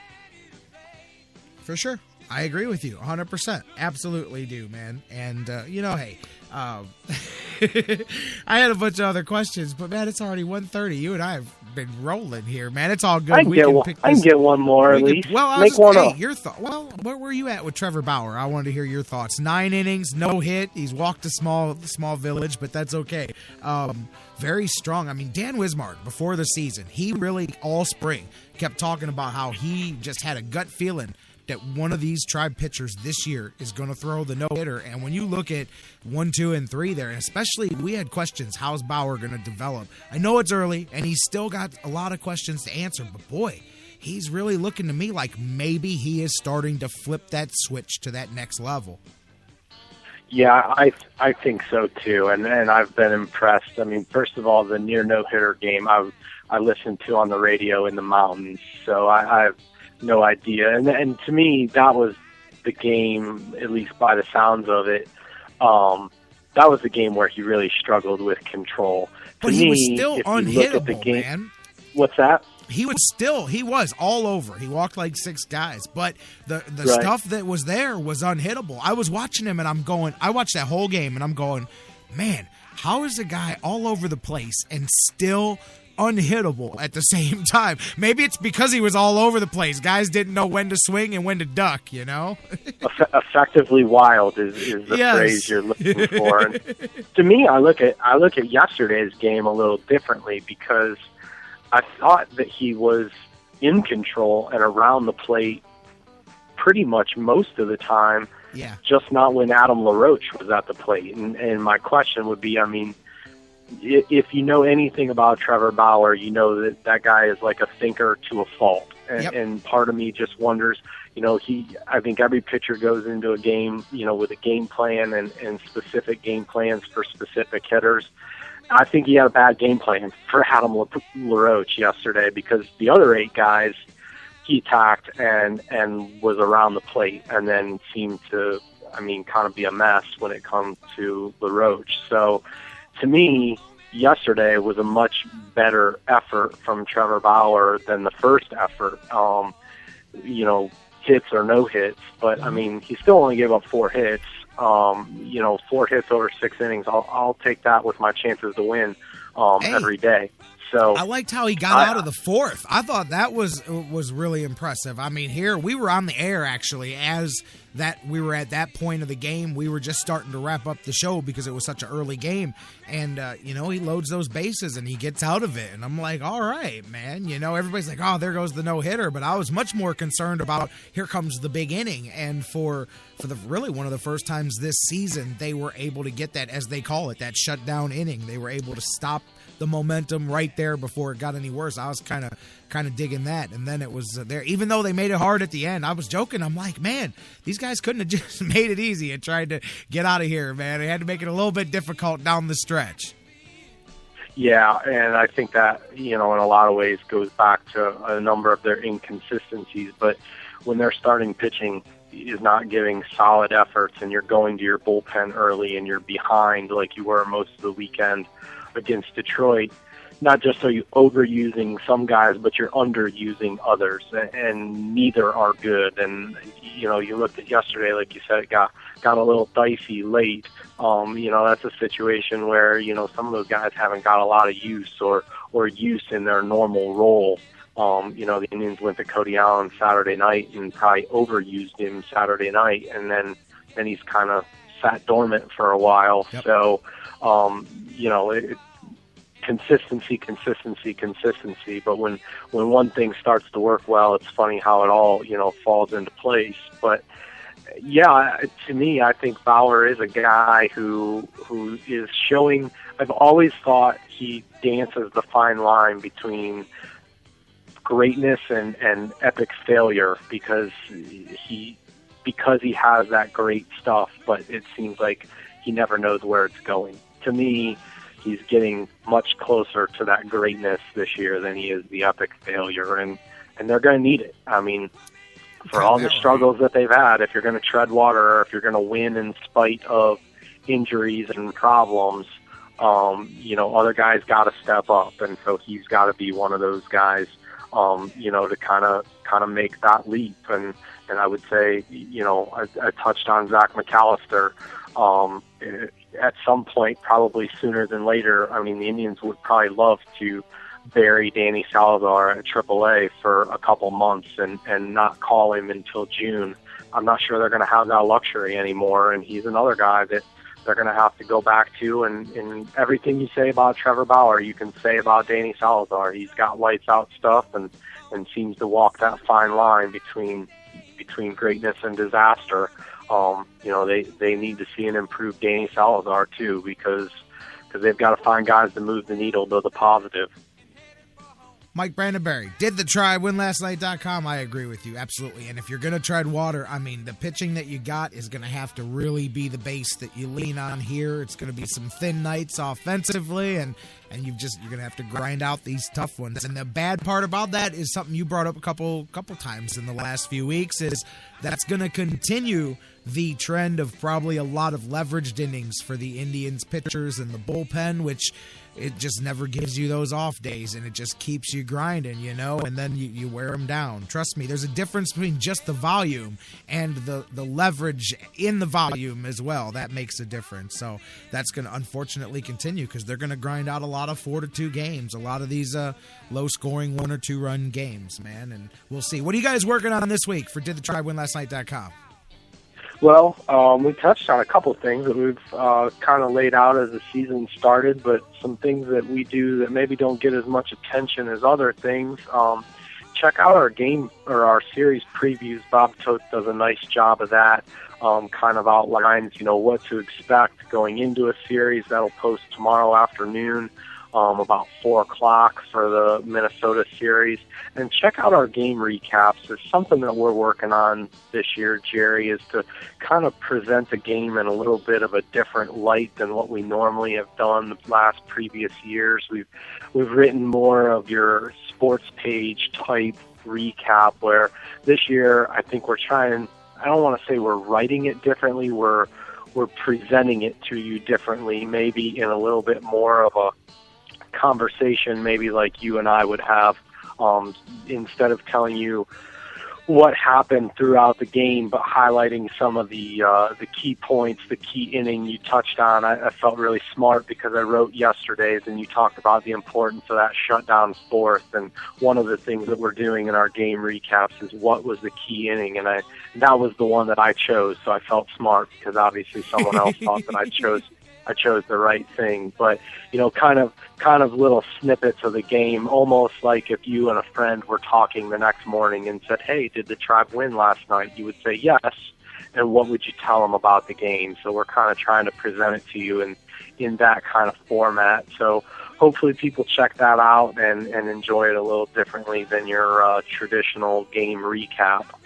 And some of you guys may say, hey, that sounds familiar, and may not even realize it. You might not directly go to didthetribewinlastsite.com, but all of these articles that Mike talks about, everything that their site puts out, it feeds through our Facebook and Twitter. So if you subscribe to us, you most likely get those pushed in your direction too. So a lot of times those series previews and those game recaps that you're reading, this day in Tribe history, a lot of those things are coming directly from didthetribewinlastsnight.com. So if you didn't know that, there you go. Mike, good stuff as always. And, glass half full, half empty. We're in the middle. Let's see. Road trip coming up, 9 games or so through the division. It starts tomorrow. We'll see. Minnesota should be, you don't want to take anything for granted, but maybe an oasis here where you can kind of get yourself going a little offensively, get some guys feeling good. I was just going to say, after this week, if you should learn anything, don't take anything for granted. But if you were a team that lost your best hitter and maybe your second best hitter and your second best pitcher to a line drive off the head, there would be nothing better than the Minnesota Twins headed your way.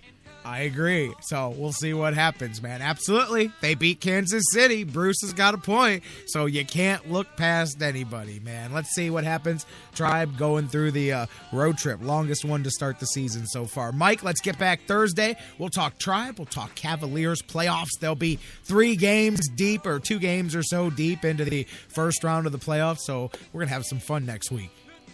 Yep, I know we're short on time, but I figured by the time we talk next week, we'll be talking about the Cavs up 2-0 and, how they'll match up against the Bulls in the second round. Well, I hope so. Absolutely. Yeah, they'll be up 2 games because Game 3 is set for Thursday next week. So hopefully we're switching gears with that 2-0 lead and looking to finish that thing off in Boston. Cavaliers, updated odds here that came out this afternoon. They've got the leading odds in Vegas to win the title. They are entering the playoffs 9-4 favorites, and the Golden State Warriors are second. They're 5-2 odds to be the NBA champions. The San Antonio Spurs, the only other team with single-digit odds, they're 4-1 bets to win the championship. So I don't know about those 2009-2010 seasons, but I think this is the first time the Cavs have entered as the overall favorite to win a title. I think you're right, and not to go way down a road, but I told somebody, I think maybe in different times, maybe this is something to talk about for next week, but I've never been as confident about a Cleveland team heading into a playoff series or heading into the playoffs in general as I am confident Indians. Of this team. 95 Indians, that's the closest thing, man. And maybe it was different for me because I was a kid and the Indians had never been in the playoffs. I was a junior in high school. I was just thrilled they were in the playoffs. I mean, I was too. But I was just I remember positive. When they beat the Mariners to go to the World Series. Yes. I remember sitting on the couch looking at my father going, the Cleveland Indians are going to the World Series? It was like, that didn't add up in my brain. So I was just so happy with it. The idea of them being the best team in baseball that year and not winning it all. I remember when they lost the World Series, so cocky now with the Cleveland scars that I have as an adult. But at that point in 95, I thought, well, they'll just be the best team next year and they'll win it. They'll do it again. Yeah, absolutely. And I guess that's why I know how difficult it is, and I've seen so many things go sideways since then. I don't think I had that confidence or that expectation going into 95 that they would win it all, so I wasn't that let down. But going into this playoff with the Cavs, I think they should be the favorite. I'll be disappointed if they don't win it all, and I plan on being in a parade in June, and I am planning in my mind like a 3-week Cleveland holiday. My birthday is June 20th, and I assume that the parade will just be on my birthday because that's how it should be. And as Clevelanders, we are going to celebrate pretty much from there until the end of the July 4th weekend, and it's just going to be 50 years of celebration. I'm with you. I'm totally with you, man. Let's start watching it Sunday as the Cavaliers start this thing. I do agree. I cannot think of. I mean, even 95. I just thought the Indians were just unstoppable. But I was young. I was like the same age as you, I think. But I was definitely. I just thought they were unstoppable. But this is truly knowing, especially being older and knowing a little more reality. It's the best I've ever felt. Good luck. If you're going to beat them in 7 games, more power to you. But I don't see anybody that's going to do it. So let's go on. I know we've talked about this before, but I always say LeBron is the athlete that is responsible for the most I remember where I was moments in my life. And I'm just looking forward to the next couple months because I feel pretty confident that there's another one of those I remember where I was moments coming. I have a couple. He's not the most, but he's definitely up there. I mean, I'll say that for sure. And we're going to have a few more, I think, before we're all said and done here. And that's why I opened the show telling people to just take a deep breath and enjoy it and relax and have some fun here because this is about to be an interesting ride for the next, hopefully, 40, 45 days or so. Mike, my man, have a good one. Enjoy the weekend, the start of the playoffs, the Twins series, all of that. We'll do the thing on Thursday. Sounds good. I'll talk to you later. You got it. My man, Mike Brandenberry from DidTheTribeWinLastNight.com with us every week on Thursdays right here on the Sports Fix. Let's get the final break out of the way, come back, set the stage for tomorrow, and get out of here. Don't go anywhere. Final segment of the Sports Fix coming up next.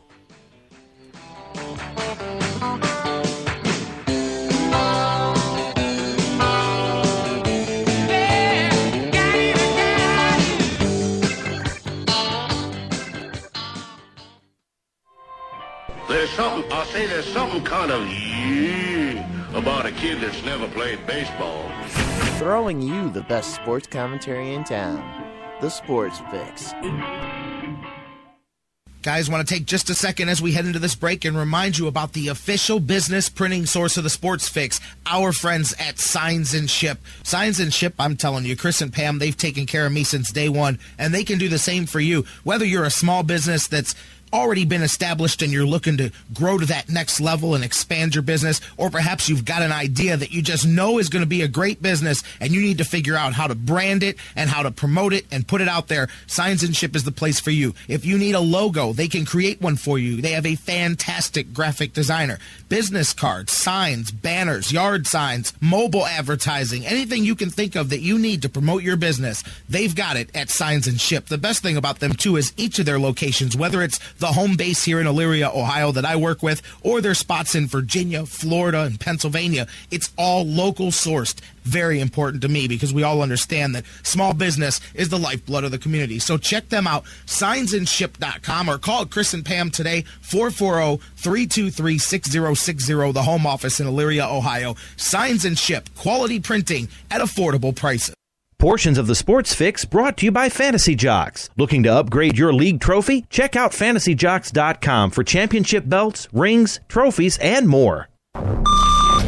Fantasy sports lovers, you put so much time, hard work, and effort into playing week to week that it quickly stops being a fantasy and starts getting real. Real time spent making real decisions, creating real victory. I'm the greatest man in the world! And when the smoke clears, you want to show off those victories with a real prize. I mean, a really real prize. Yeah.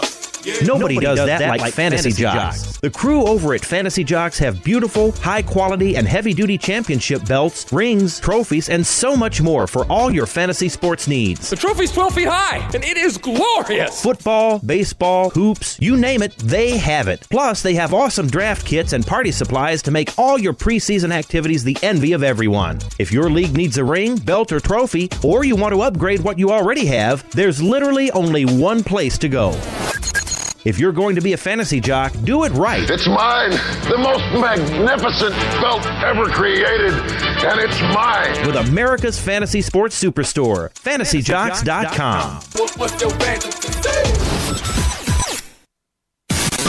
SportsFix listeners, like us on Facebook today. Facebook.com/The SportsFix. Hey, everybody. Listen up. Listen up, guys. Hey, guys. Listen up. No one should ever hit a woman.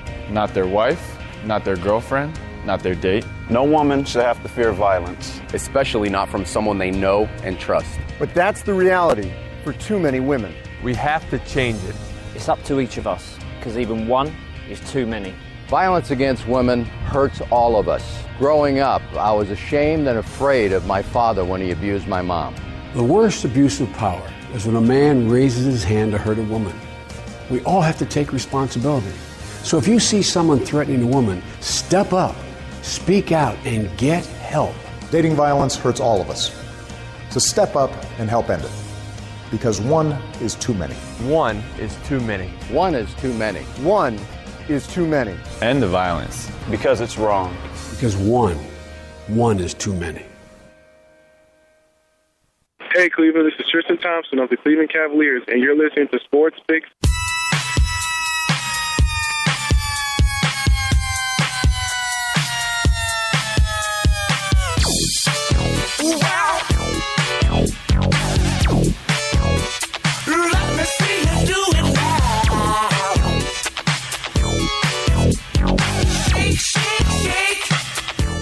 Welcome back to the Sports Fix as we wrap things up. J-Rocc back with you. Thank you guys for being with us here on the Fix, and thanks to Mike Brandenberry from DidTheTribeWinLastNight.com for joining us.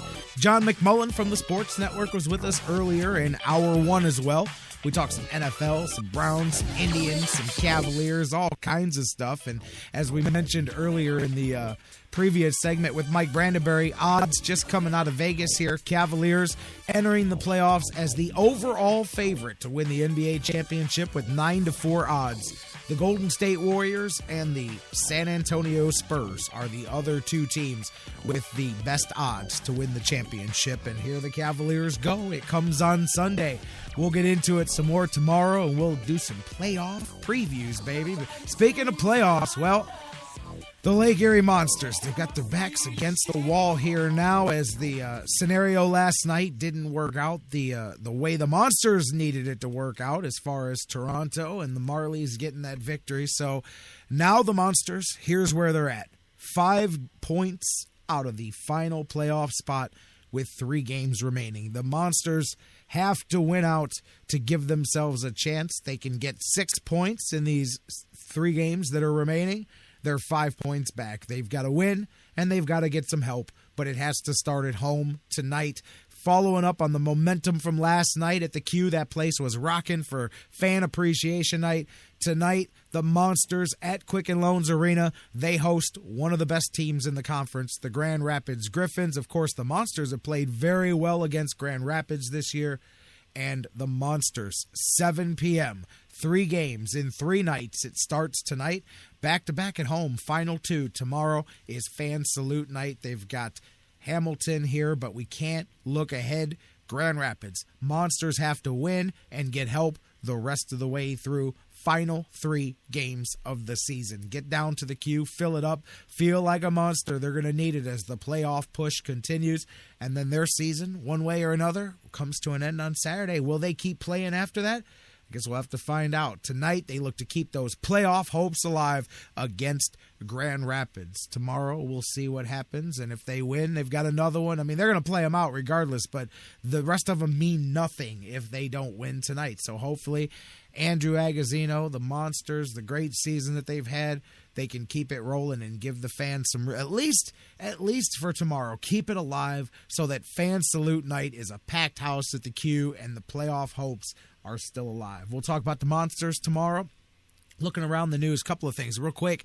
I mentioned a few weeks ago about Cleveland State. They defunded their wrestling team, and there was a lot of talk in the amateur wrestling community about trying to help restore it and get it going. Well, after all kinds of meetings and budget plans and everything, because CSU, at the same time that they announced the defunding of wrestling, they announced they wanted to get the lacrosse program going.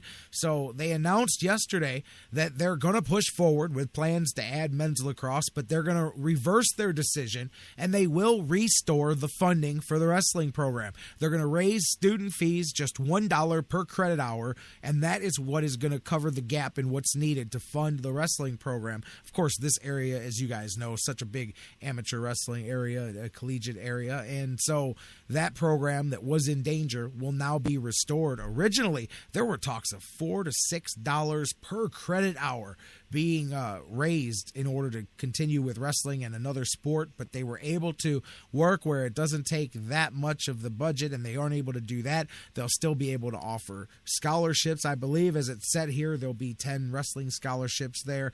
The endowment for the wrestling had expired, and that was where the problem was. But now with the raise here, they'll be able to continue it without having to go out the public method, and that's very, very good news for those of you guys that are fans of amateur wrestling or just Cleveland State in general, because this was a big meeting, and they really, unexpected to some people, were able to turn things around, reverse course, and good there for those guys as well. Did you guys see yesterday? I didn't even get to bring it up.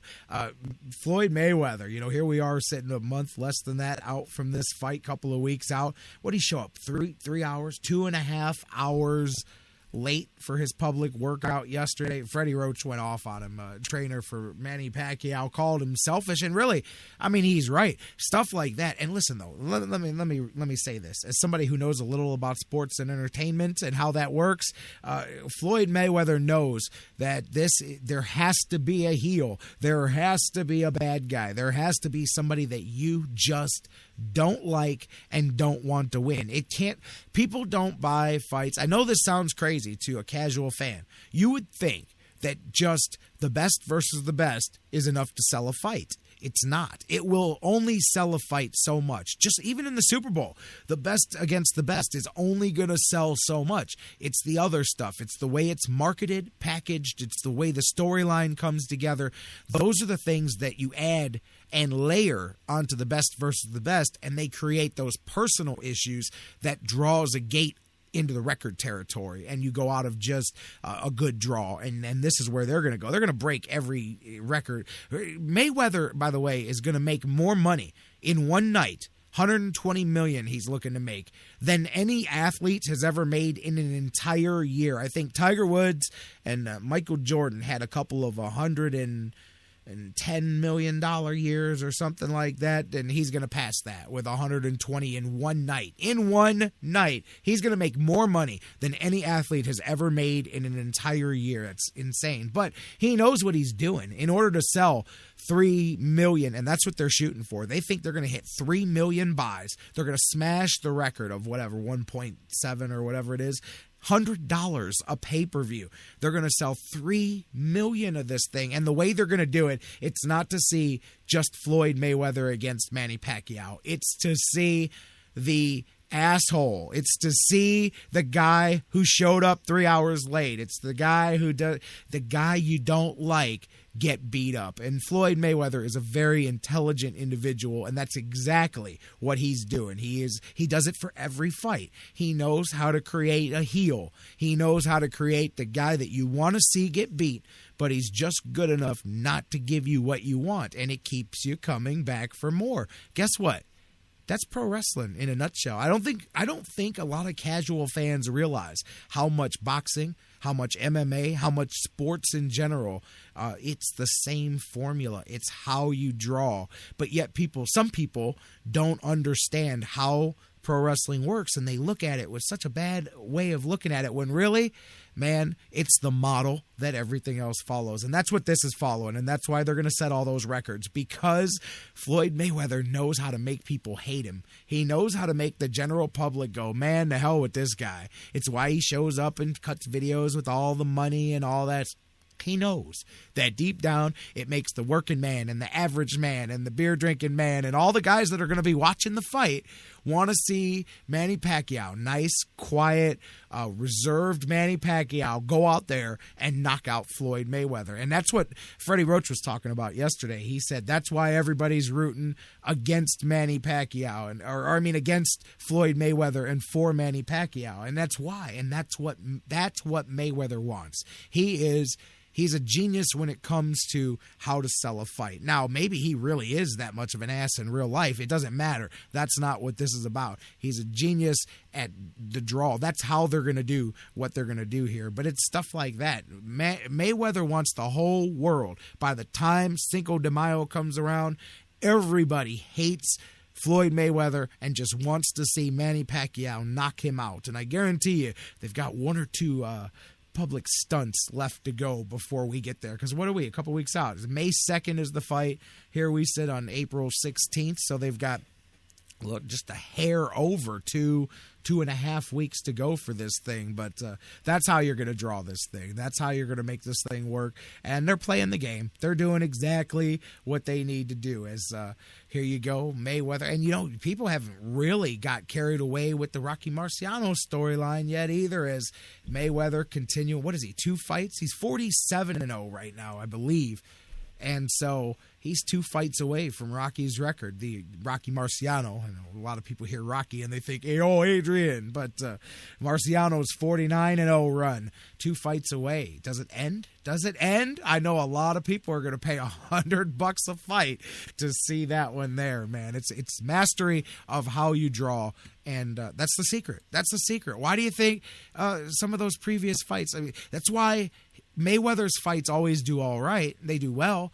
It's the average fights do, $750,000, million buys, whatever. It's when he gets in there against the baby faces, the guys with the wholesome, clear cut, guys that people can get behind. And then Mayweather just does Mayweather, and he does it so well that you want to see him get his block knocked off. And here you go again. So that's showing up, absolutely planned. Yes, it's arrogance, and yes, it's pretty disrespectful of the media and the fans that literally wait for it reminds me of I went to a and if you guys are Guns N' Roses fans, if you've ever gone to concerts, then this story will not surprise you at all. But I remember going to a Guns N' Roses concert for the first time. Not that a couple years ago, 6, 7 years ago, 8 years ago, something like that. They were touring. It was in that 20-year build-up for Chinese democracy. They spent like 20 years making the album and touring to promote it, but it actually took 20 years to make it. Anyways, it was my first live concert experience, and I went with a buddy who had been to about 20 Guns N' Roses concerts before that.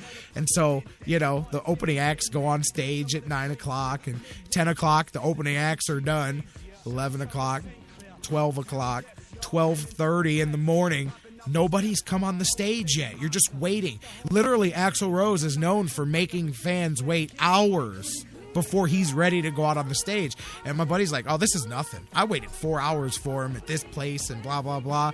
And I thought, man, that's the most just disrespectful thing in the world, man. Like, everybody just was cool with it because they knew this is how it works. But I thought, wow. But that's one of those type of things. Making somebody wait, your time is more valuable. But he's doing it on purpose because he's trying to sell some pay-per-views. Axl Rose is just an idiot, even though I love Guns N' Roses. But Mayweather's selling some pay-per-views. All right, guys. I'm done. We're done. We're not selling pay-per-views. We're wrapping up this show. Guys, we got a night with not a whole lot to get into. We got Stanley Cup playoffs, but other than that, Cavs are off until Sunday. Indians are off until tomorrow, so I'm off until tomorrow. Enjoy your night, whatever you're doing. Get out there, enjoy some weather, whatever it is, and get back here tomorrow as we wrap up the week. Same bat time, same bat channel, live at noon, right here.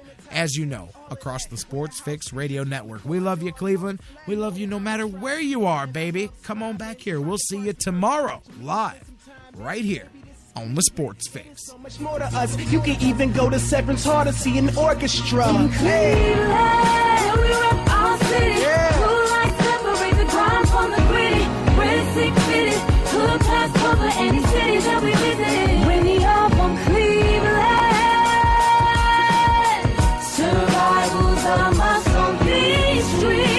High